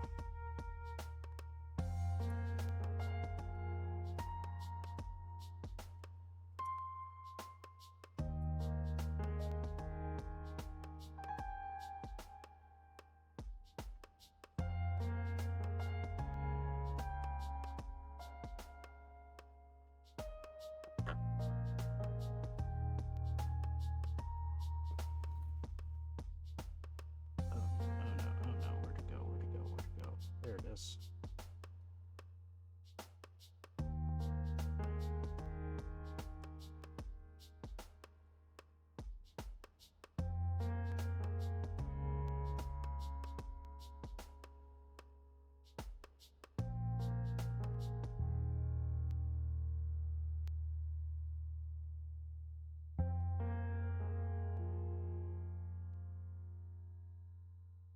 I don't know why Pokemon games are always so like they're really stingy when it comes to the starters. It's really annoying. I wish even back in the original game that after you beat the Pokemon League or something, Oak would just give you the last starter that no one took. That would be nice. I mean, there was that urban myth of talk to Professor Oak 100 times and he gives you the last one. Kinda wish that was the case, but nope. It's just Game Freak's way of saying, hey, buy a second copy of the game and the link cable and trade with friends or yourself, losers.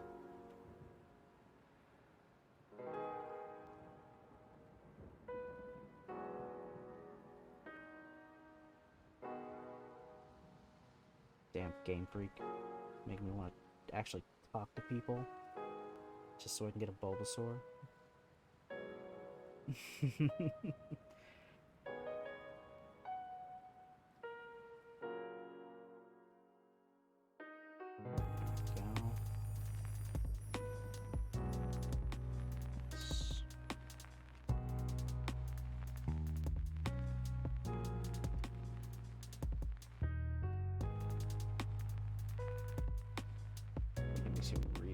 Take your storage space more seriously and make it hard as impossible to collect them all. True.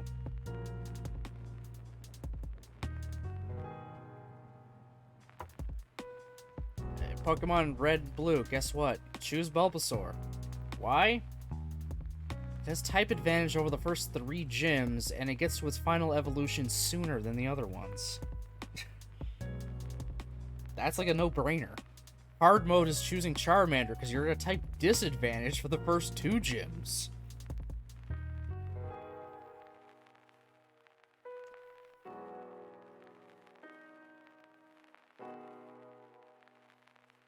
Sure, I love Charizard, but Bulbasaur is just very clearly the best choice for the beginning of the game.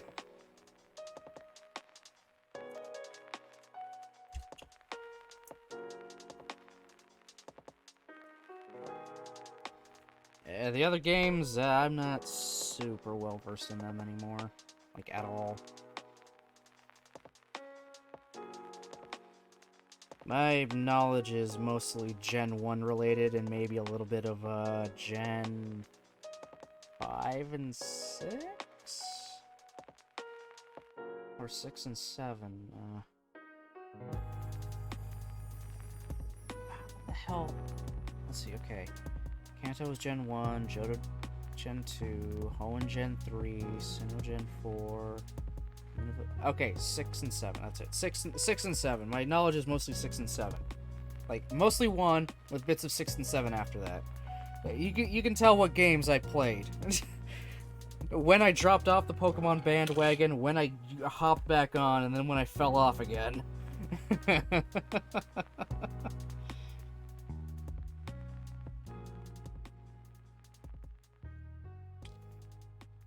X and Y is the reason I own a 3DS, because I decided to pre-order those games, and then after leaving the store, realized, oh wait, shit. I don't even own a 3DS. Oops. So here I am going back a few days later to buy a 3DS so I don't look like a fool when I pick up my pre-order.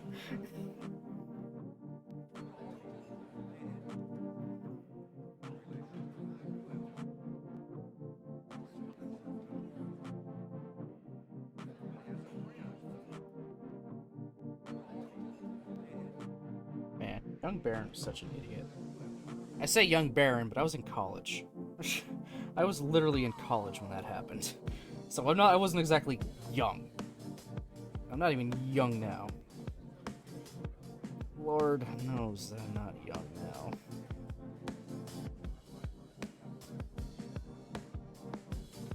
Good old 30.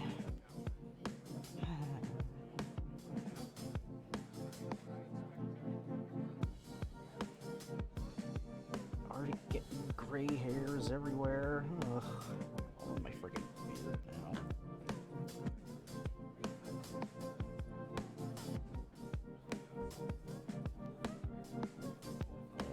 Whatever. It is what it is. I can trick myself by shaving. Which I'm probably gonna do after this stream, possibly. Or in the morning. I might just go clean shaven for a little bit.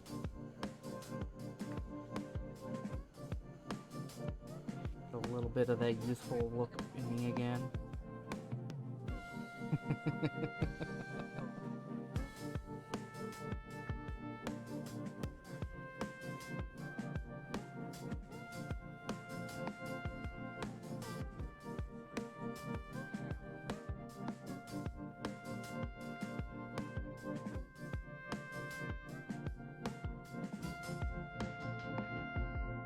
We have completed a leg.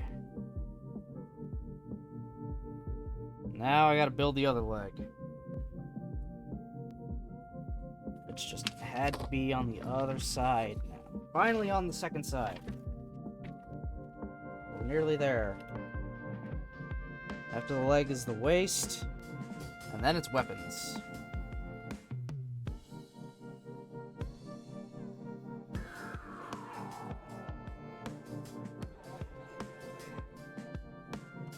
Thankfully, I just have to basically do the exact same steps I did already, just in reverse.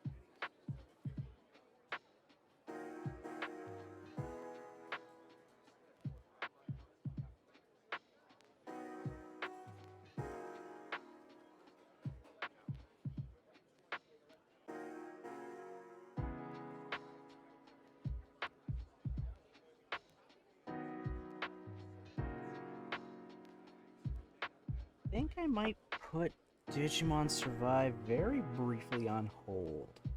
Now that I'm done, 2 full routes of the game, I might just put it on hold for a short while, just to get through some smaller games. Possibly? I don't know yet. Because, I mean, I'm now halfway done with Digimon Survive. I'm nearly finished with Fruit of Grisaya. What's it called? Knights of the Old Republic is currently on hiatus because the game crashed. Keeps crashing at a plot-important elevator, so I can't go anywhere. I'm currently, I'm locked. I'm still stuck on the tutorial world and not even at the second half of the tutorial world, so that's, fun.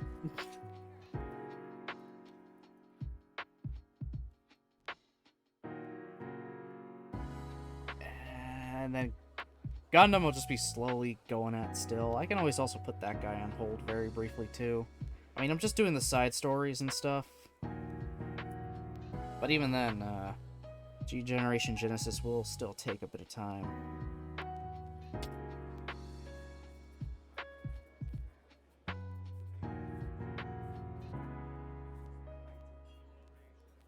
still finish Digimon Survive. It's just there's other stuff I want to get into as well, obviously. Like other games I want to try again. Yeah, at this point, I'm just playing Digimon Survive for the story.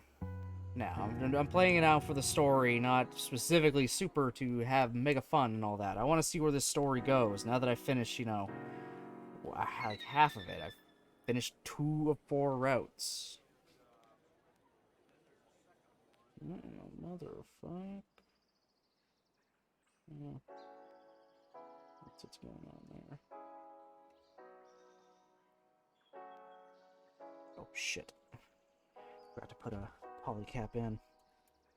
Let's see if I can squeeze her in. I got ahead of myself.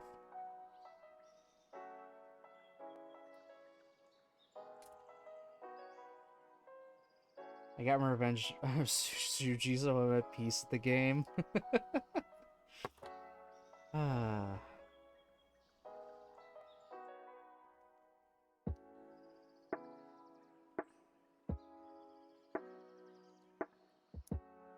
There we go. There.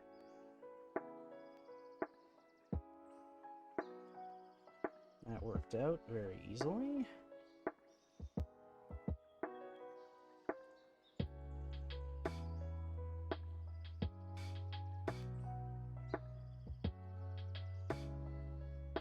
Yeah, so I might change up what I do. I already know what I'm doing after I finish Grisaya.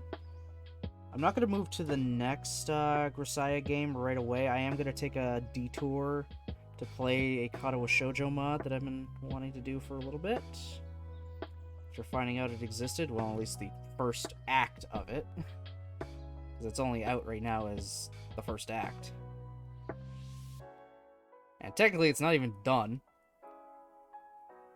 It's based off of a fan fiction that was started a year after the game came out and is still ongoing. They're on the last act now.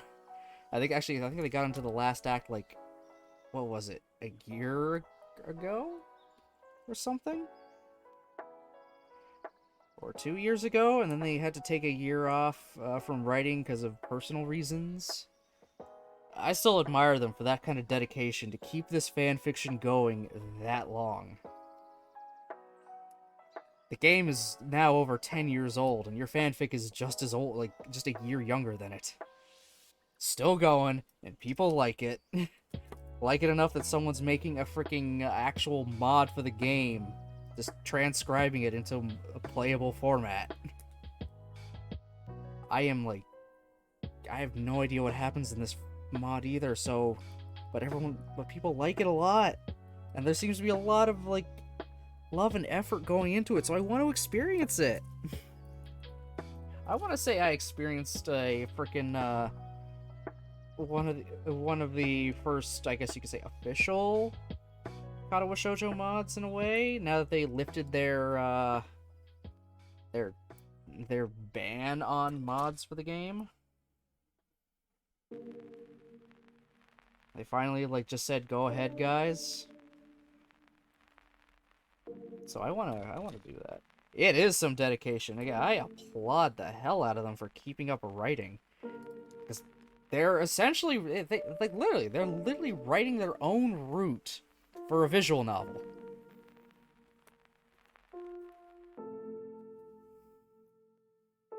And I've been doing it for over 10 years now.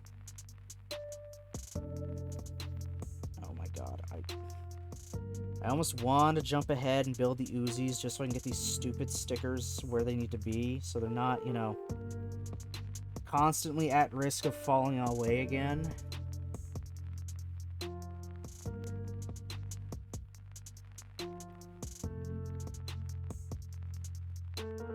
Yeah, I 100% want to play through the first act of that Katawa mod.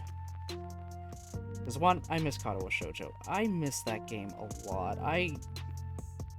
It's one of those games, or one of those things you wish you could forget everything about so you could play it over again and get the exact same feels you had the first time. I wish I could do something like that. Like, I love it a lot, but I wish I could forget everything about Katawa Shoujo so I can go back into it completely blind. Like, it is such a good visual novel and story in general.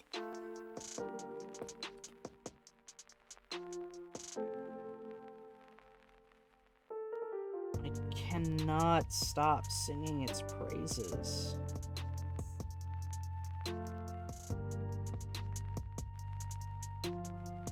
Do you know what Katawa Shoujo is, Nevermore? I don't know if I've really brought it up with you around.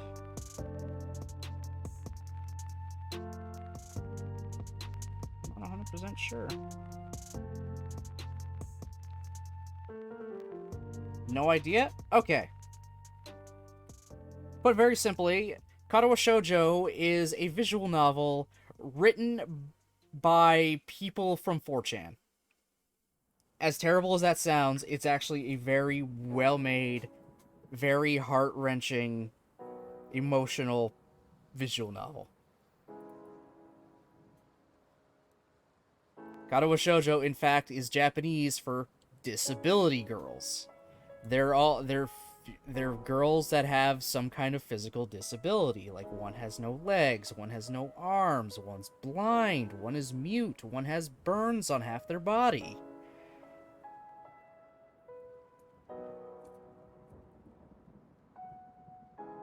The story behind it and just how this whole thing was just created is like a holy shit, had this actually happened type of thing. Just a bunch of randos on the internet managing to come together, and after years of doing work completely for free, by the way, putting together definitely one of the most highly regarded visual novels around. I've only ever played 3 visual novels. 2 of them are actually a game and the sequel. They aren't anime. Digimon Survive is the other visual novel. Okay.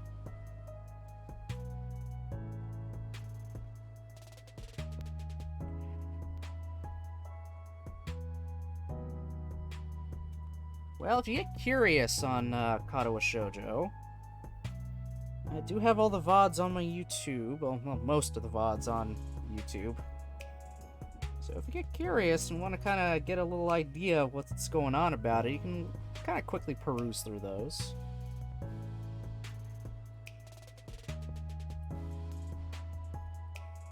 But I think it is so good.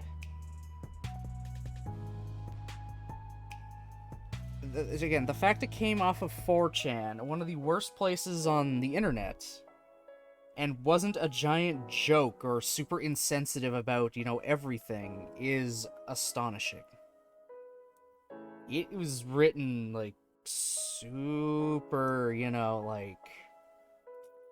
super well. It takes whatever topics they're actually talking about completely seriously. And doesn't just, it doesn't make a joke out of them.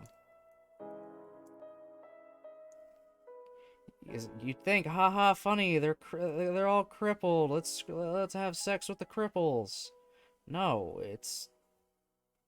The whole point of the novel is, like the whole point of the game is basically... Yeah, they have disabilities, but that doesn't make them lesser people. They're still people. They're still regular people with the same thoughts and feelings you have. That's all. They're no different from the rest of us. Because they're not different.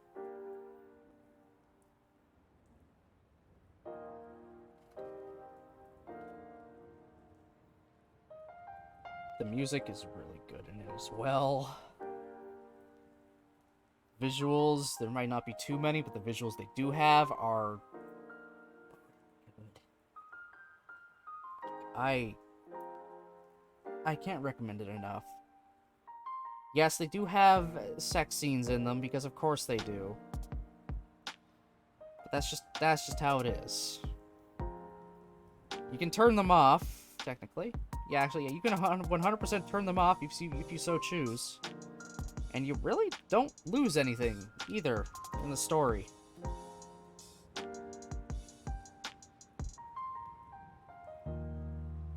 It's also just hilarious what they used to censor that stuff when it happens if you choose to have them turned off. Just random-ass picture like, just, you know, flashing it and the color pink with the game's logo, and then it cuts to right after that scene. It's just absolutely hilarious.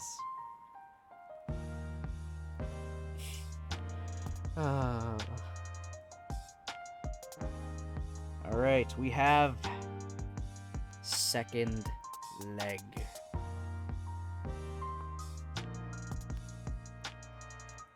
We're getting there. Hotel Dusk, Room 215, and the sequel Last Window, Secret of Cape West. Okay, I've definitely heard of them, at least Hotel Dusk. Not Last Window, and I for sure have not played them.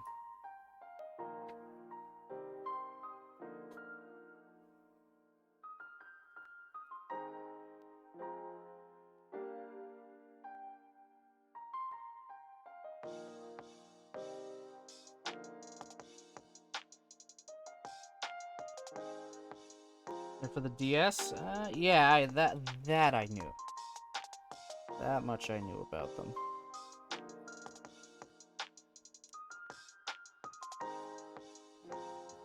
Gotta make the good old waste, and then I can get this actual mobile suit to be a mobile suit, not just limbs strewn about on my desk.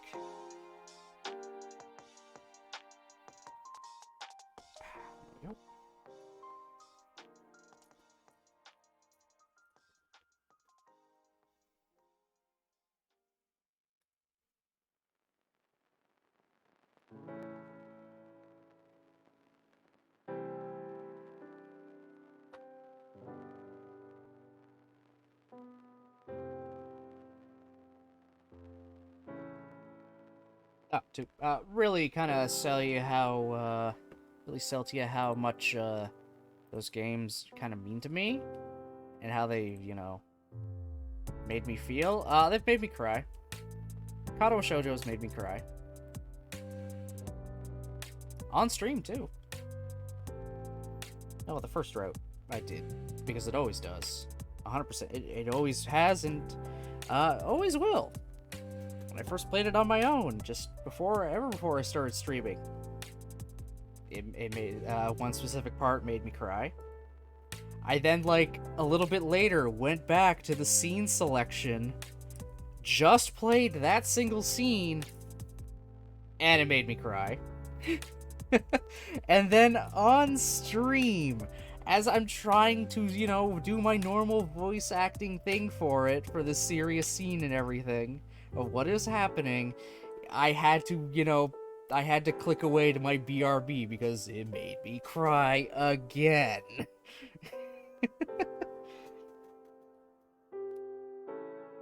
Like, it's like, I knew these things, I knew everything was coming, I knew exactly what was gonna happen already, but it still got to me.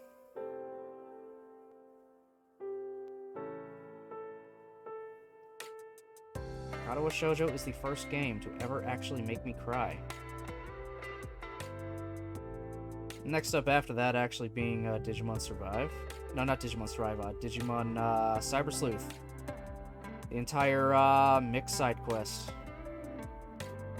with his owner. That realization really got to me.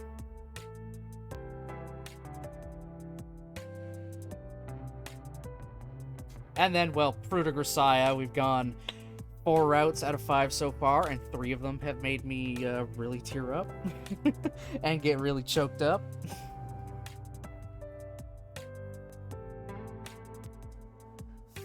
Fucking God.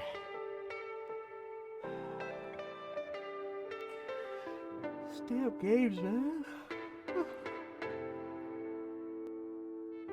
Named Kyle Hyde, who used to be a detective, but his partner was killed and disappeared. His dad was a safecracker, but was killed when Kyle was young. Both these mysteries are integral to Kyle's story.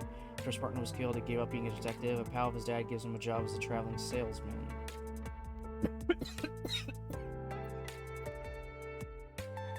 Hotel Desk takes leads to his partner, but last window is literally finding out the truth about his dad. Okay.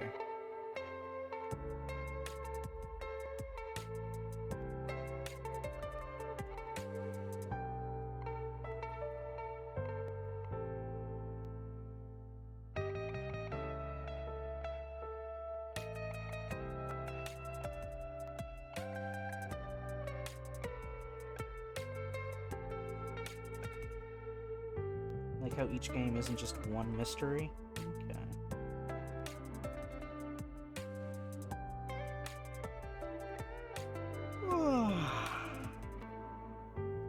We're almost there with this, at least. Again, after this, it's building his tiny-ass little backpack. And then it's just, friggin' what's it called? The weapons. That's it. That's all. Just weapons after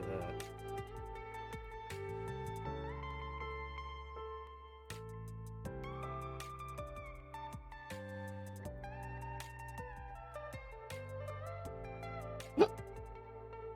It's a lot of little mysteries that all come together and build into the bigger mystery. Okay. There's A3, there's A2.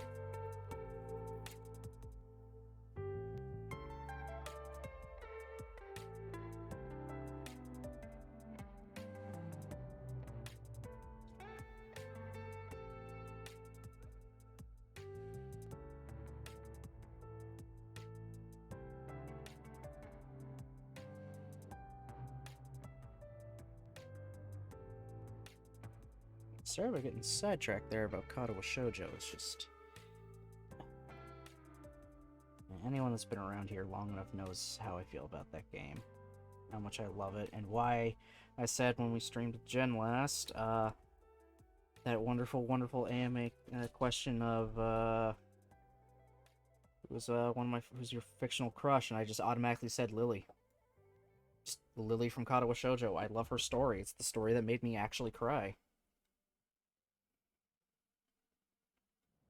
Who knew I would fall for a blind girl? Who knew a blind girl could open my eyes?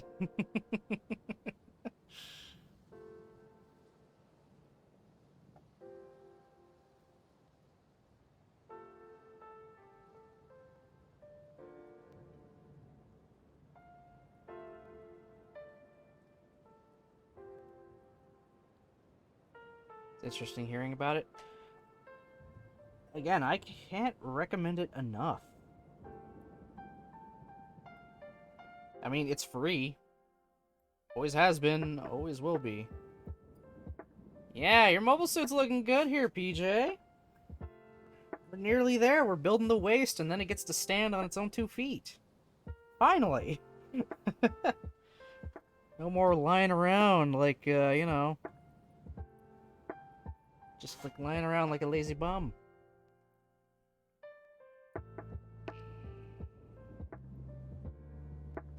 Nice, I'll still be lurking, but I'll be back in like, okay, doke. No worries, no worries. Hell, it could take me another 20 minutes to finish. Especially if we get talking about stuff. Again.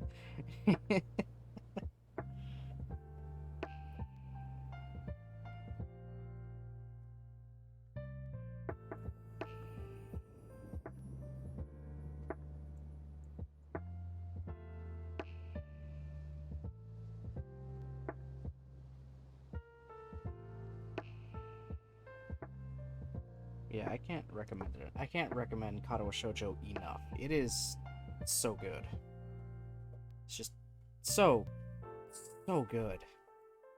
And again, even more impressive is just how it came to be.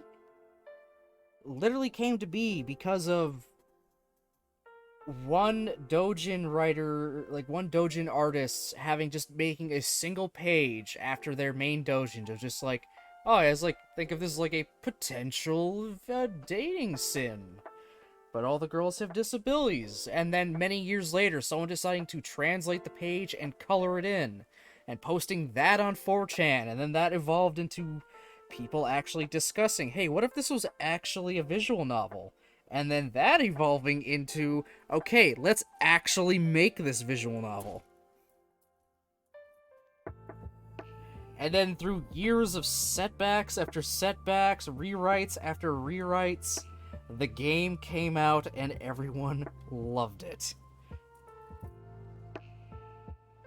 Even the people on 4chan.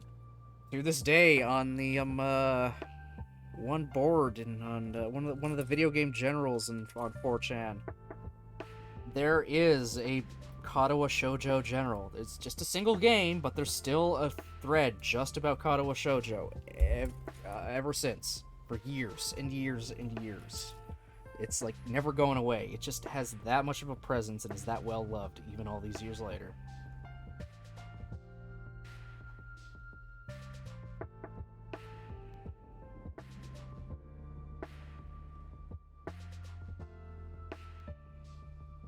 And a lot of the people that worked on the game have gone into, well, more actual professional game development and other stuff. Some of them have done art and written their own other visual novels or joined teams to help on different games and everything. It's insane. The original, a Dojin writer, Raita, he's very, very well known now. He just does art in general for a lot of things, like Fate Grand Order. He designed a lot of servants, and his art is in those games. Hell, he even commented, I think on, I can't remember where exactly, it might have been their initial forum, after the game was actually finally released, just kind of like congratulating them and just being impressed in general that they made an entire game based off of a single sketch he did that he probably forgot about after so many years.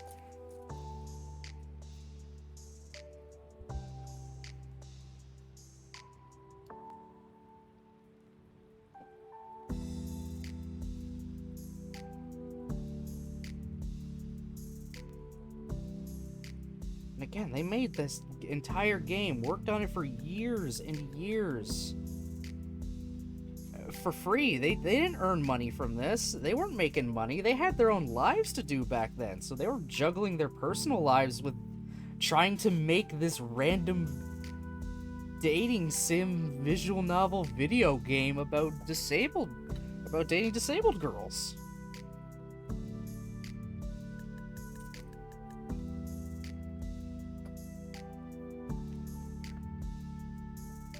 Okay, I can finally put the suit together. It finally gets to stand.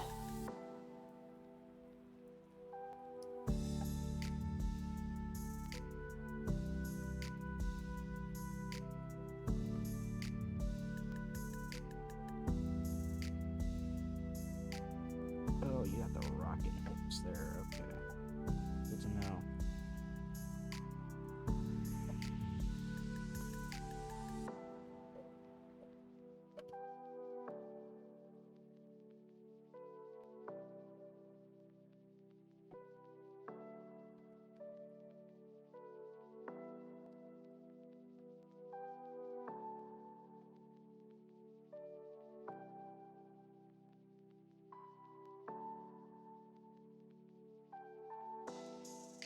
Hey, I'm probably actually giving us a nice full look at it. I'm gonna make its backpack. Its backpack is 4 parts. Gotta give it the full look here. It needs the backpack. How else can it zoom around the battlefield?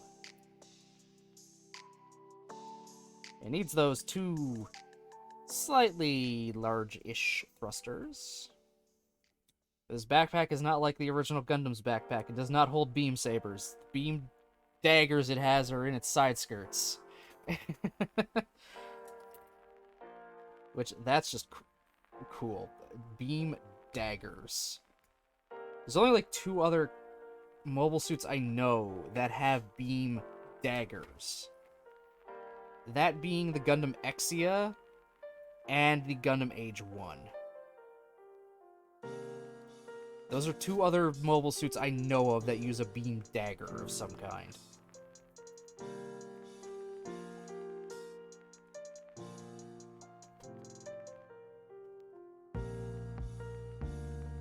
It's like, yeah, who needs the full length thing? I'll just take a tiny little shank. I mean, it works. Clearly. Well, I mean, clearly it didn't work that well, or else they would have equipped even more suits with beam daggers, but yeah, it is what it is.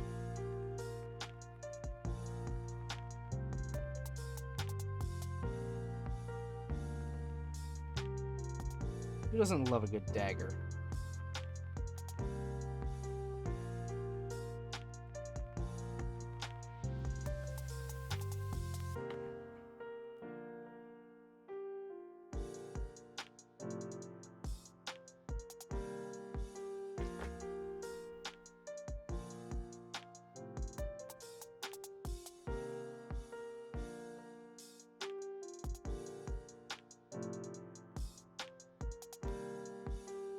Whew. What the hell just fell off? Oh, the crest for the V-fin, okay.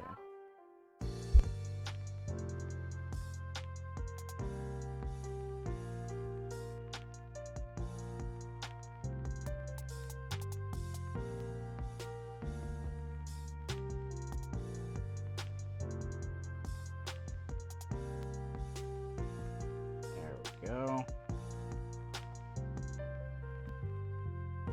There we go. Gundam Pixy Fred Reber Custom.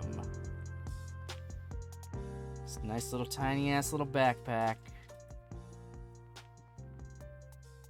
There's his beam daggers just sitting there in his side skirt. Just try to pull one out again. Oh. The whole thing swivels, so yeah, you can just kind of let him swivel so you can hold him nicer, and there it is. It's like a dagger handle. Not a little cylinder like a regular beam saber. But we're not done. What self-respecting Gundam would be a Gundam without its weapons? And shit, I forgot a part. I forgot to do one thing. I forgot a sticker. I just realized that now. A sticker on his leg. Good job me. I got so caught up in this. So I'll just do that very quickly. It's a big sticker, but it's a simple one, thankfully.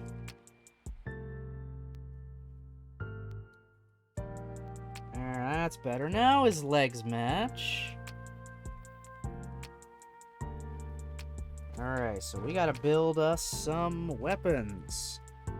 The next step is literally cut out all the beam effect parts, dummy.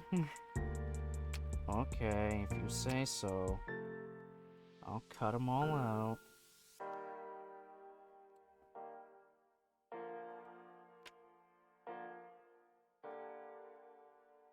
Goddamn. This is such a vigorous effect.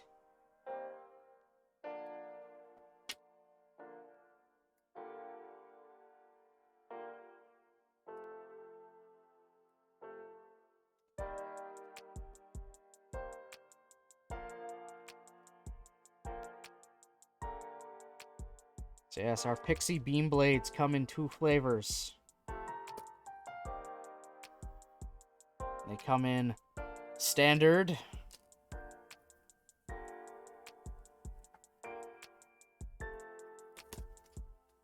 and they come in premium. Like, look at that shit. That is straight up a slashing effect. I love that. That looks cool.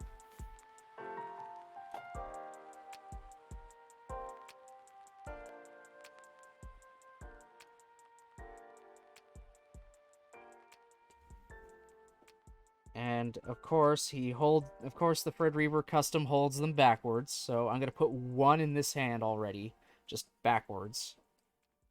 I have a reason for that. I'll show that later after I get to everything else. Because I'm gonna have one with the beam and one with the gun. Because of course I would. I'm gonna have 2. I'm gonna have them use one of each to start. Because that is me, alright? Alright, now we build the Uzis. I can finally use those damn stickers I nearly destroyed. By accident.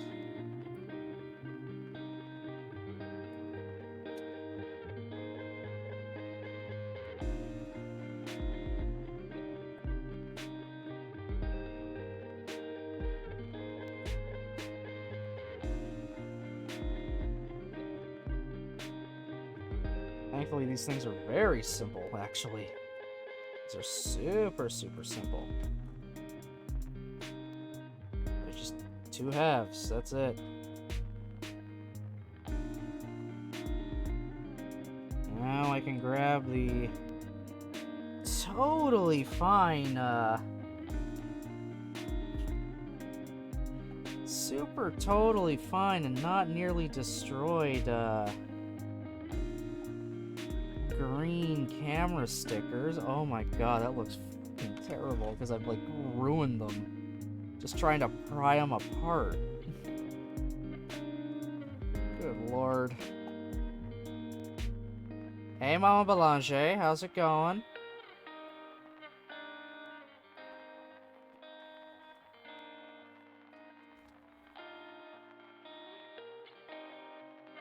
Also, why you call me fucker for?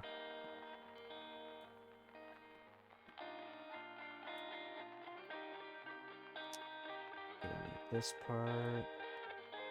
And I'm gonna need this part. Because you can? Okay.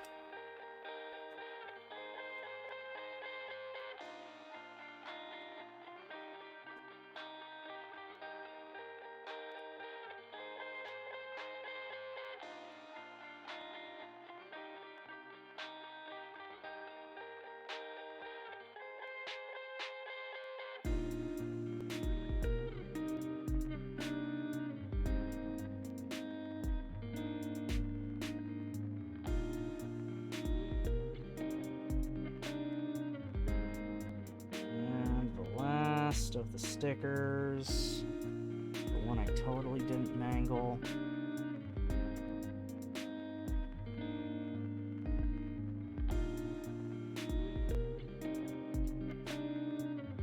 Good lord. I really destroyed these things.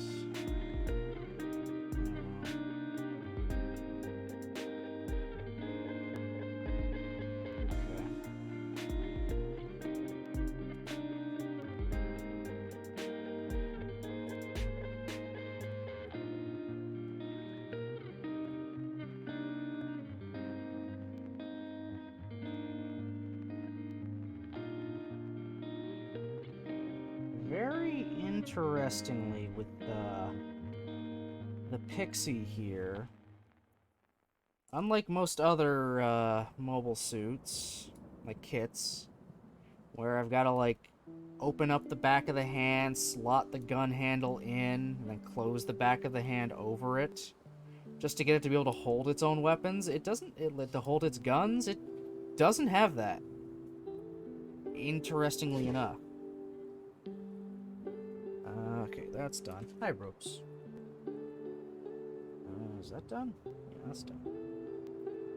Start getting rid of some of these things. That's done. That is technically done, so we can get rid of that.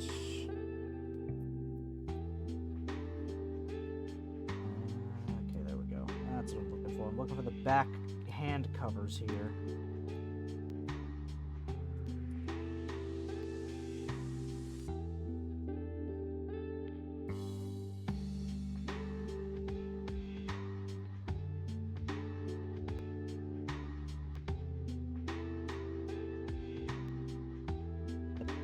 Pixy is actually very different in how it holds its Uzis. The handles themselves are removable from the Uzi base. So, if I clip it in,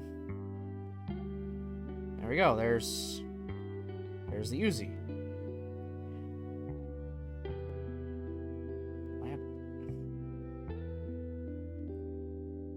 Because I haven't, okay?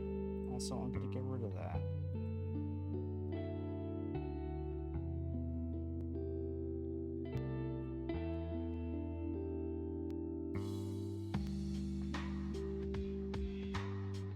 So yeah, instead of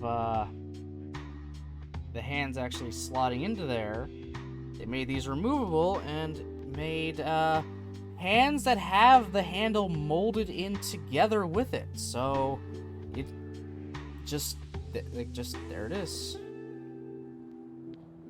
Just the entire hand is molded with the handle already there. No, I'm taking them. And even the clip itself is separate from the rest of it, so... Like, there's just the clip. I can shove it in here. Why would they bother to do that? Why is the clip separated? If I take said beam dagger, I can slot the beam daggers in. And there. It's got an Uzi and a beam dagger at the bottom now, too. So really, I could take these nice, big, vigorous effect slashing part. Let me put it the proper way.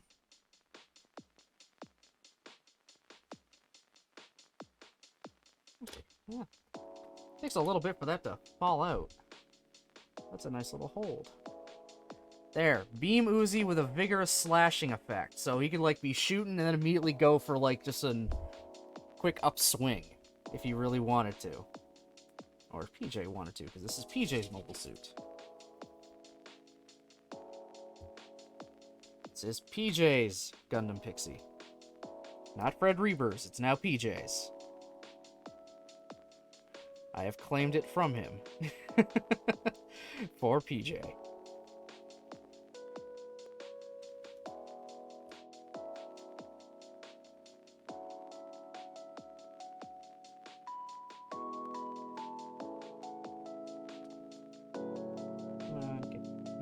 Of his hand. There you go. There. Beam dagger in one hand, Uzi in the other. The other dagger is in his pocket, in his side skirt. Where am I gonna put the other Uzi? Easy. First off, let me get the gun handle on there so I have a full Uzi again. This one, it gets stored on the back. The back skirt has holes in it. So I could store both Uzis just right there. So there. This thing is now fully armed. That's it. I'm not kidding. That's literally it. This thing is very, very lightly armed. But that is solely so it could be as fast as possible.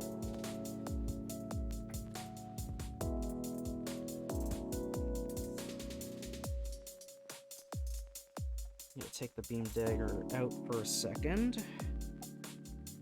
Just put it back into his side skirt. Come on. There we go. So, like I said at the end, let me just get rid of all the other extra bits and pieces I got lying around here. Don't need any more.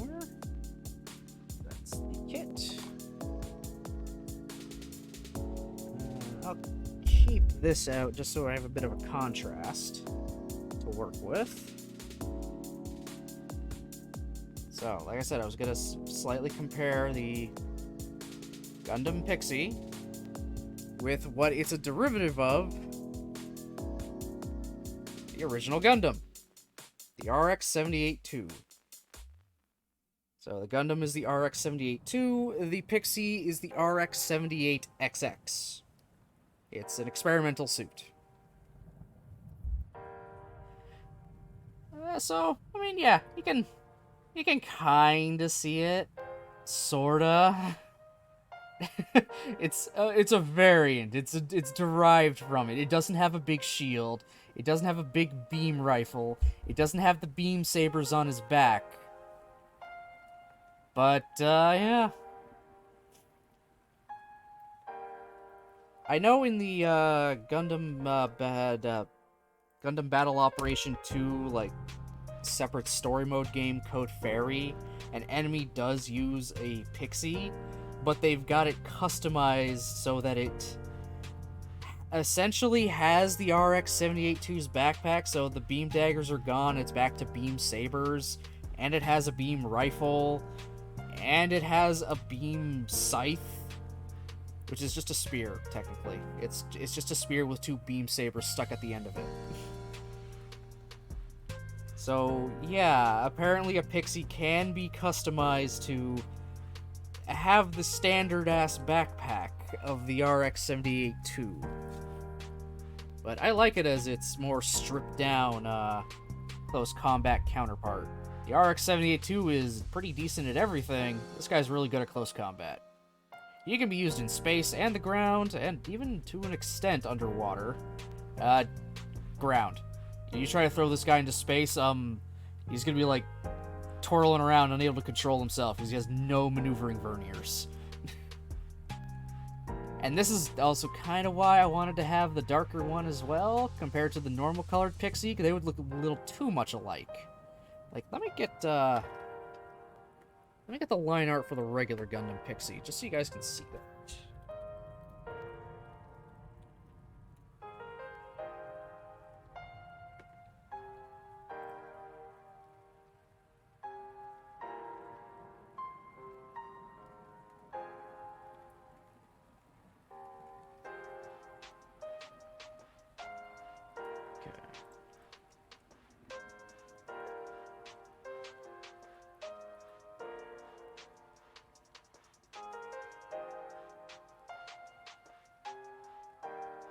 I gotta blow it up a bit more. So this is the line art for the regular Gundam Pixy in its standard colors. Yes, it even has this weird heart with an arrow through it, shoulder marking for some reason.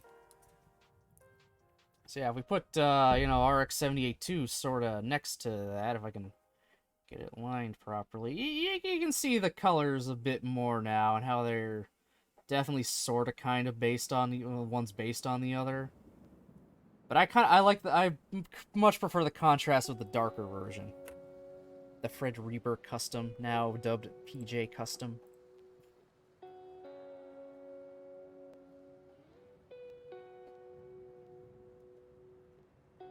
I like that. I like that a lot.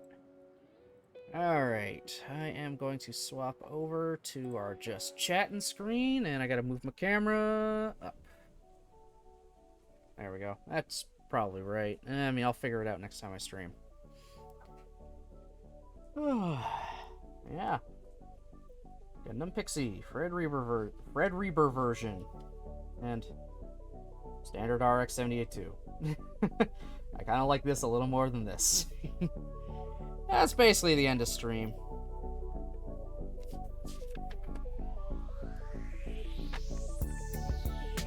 Fold that up. Put these back there. Perfect. Thank you. I still have to get our schedule up for next week so you guys know what's happening next week. I think that's the correct one. Oh. Alright, yeah, that took a little over 2.5 hours. That's about normal nowadays. Fine with that, because I'm definitely talking a lot more. So, schedule for next week. There is no stream tomorrow because, well, I'm out of town. I'm out of town all weekend, actually, so there will also not be a stream on Sunday. But when we do come back for stream, it'll be Monday. We'll start in the morning with Fruit of Grisaya, and then end the day off at about 6 p.m. with Jen again for Doki Doki Literature Club Plus. Tuesday will be more Fruit of Grisaya at 6. No stream Wednesday because I am working a late shift, so I can't exactly stream that day. Thursday at 7 will be more Doki Doki Plus with Jen. And we're pretty sure, at least hoping, between the 2 days we have for this coming week, we will finish the side stories. Hopefully. If by chance we do not, there is still one more week in August. So we should be able to, if it happens, if we have to, we could do one more stream. We'll see what happens, how we're both feeling as we go through. Friday, 6 p.m., more Fruit of Grisaya. And then Saturday, Saturday is to be decided. It's to be decided. I have a few things I could potentially do, but that is going to, I'm gonna have, what Saturday's stream is going to, It's going to completely depend on... Also, hold on. Let me shut off relaxed movement. I don't need to hear that right now anymore. And you guys can't hear, so it's only, you know, me.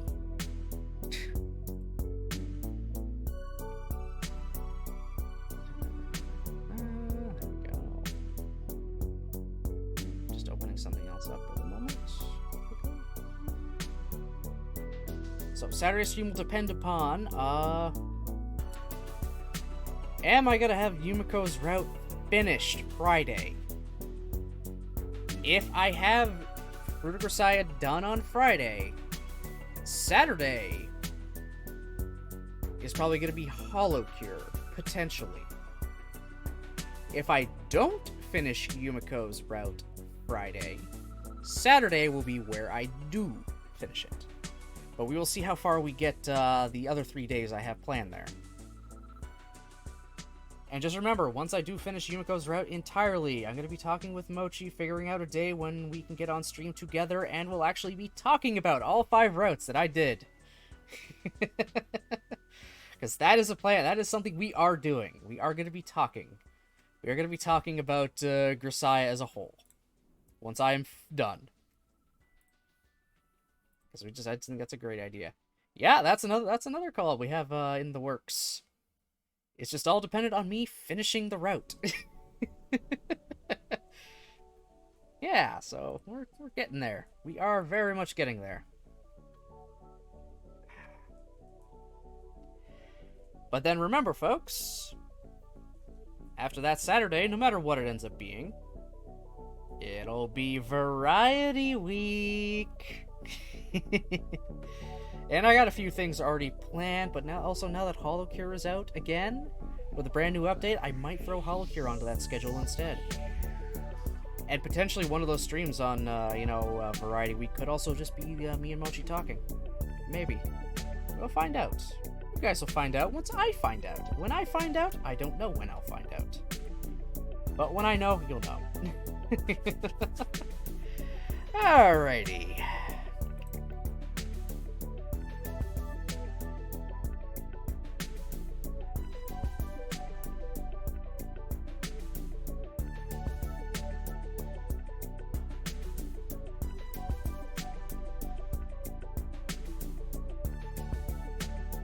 Ugh, oh, sorry, blanking out there for a second. So, I know exactly who we're going to raid, by the way, already. I already know. We are going to be raiding into Oracle. So right now, she is playing the murder of Sonic the Hedgehog. That game was fun when I played through it. So I'm hoping she's having as much fun. Get our wonderful, wonderful raid commands up.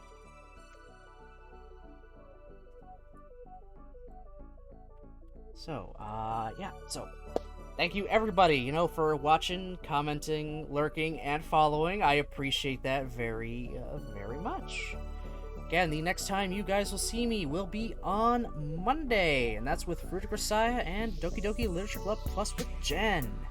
So, I hope you all have yourselves a great rest of your night, and let's send some love off to Oracle.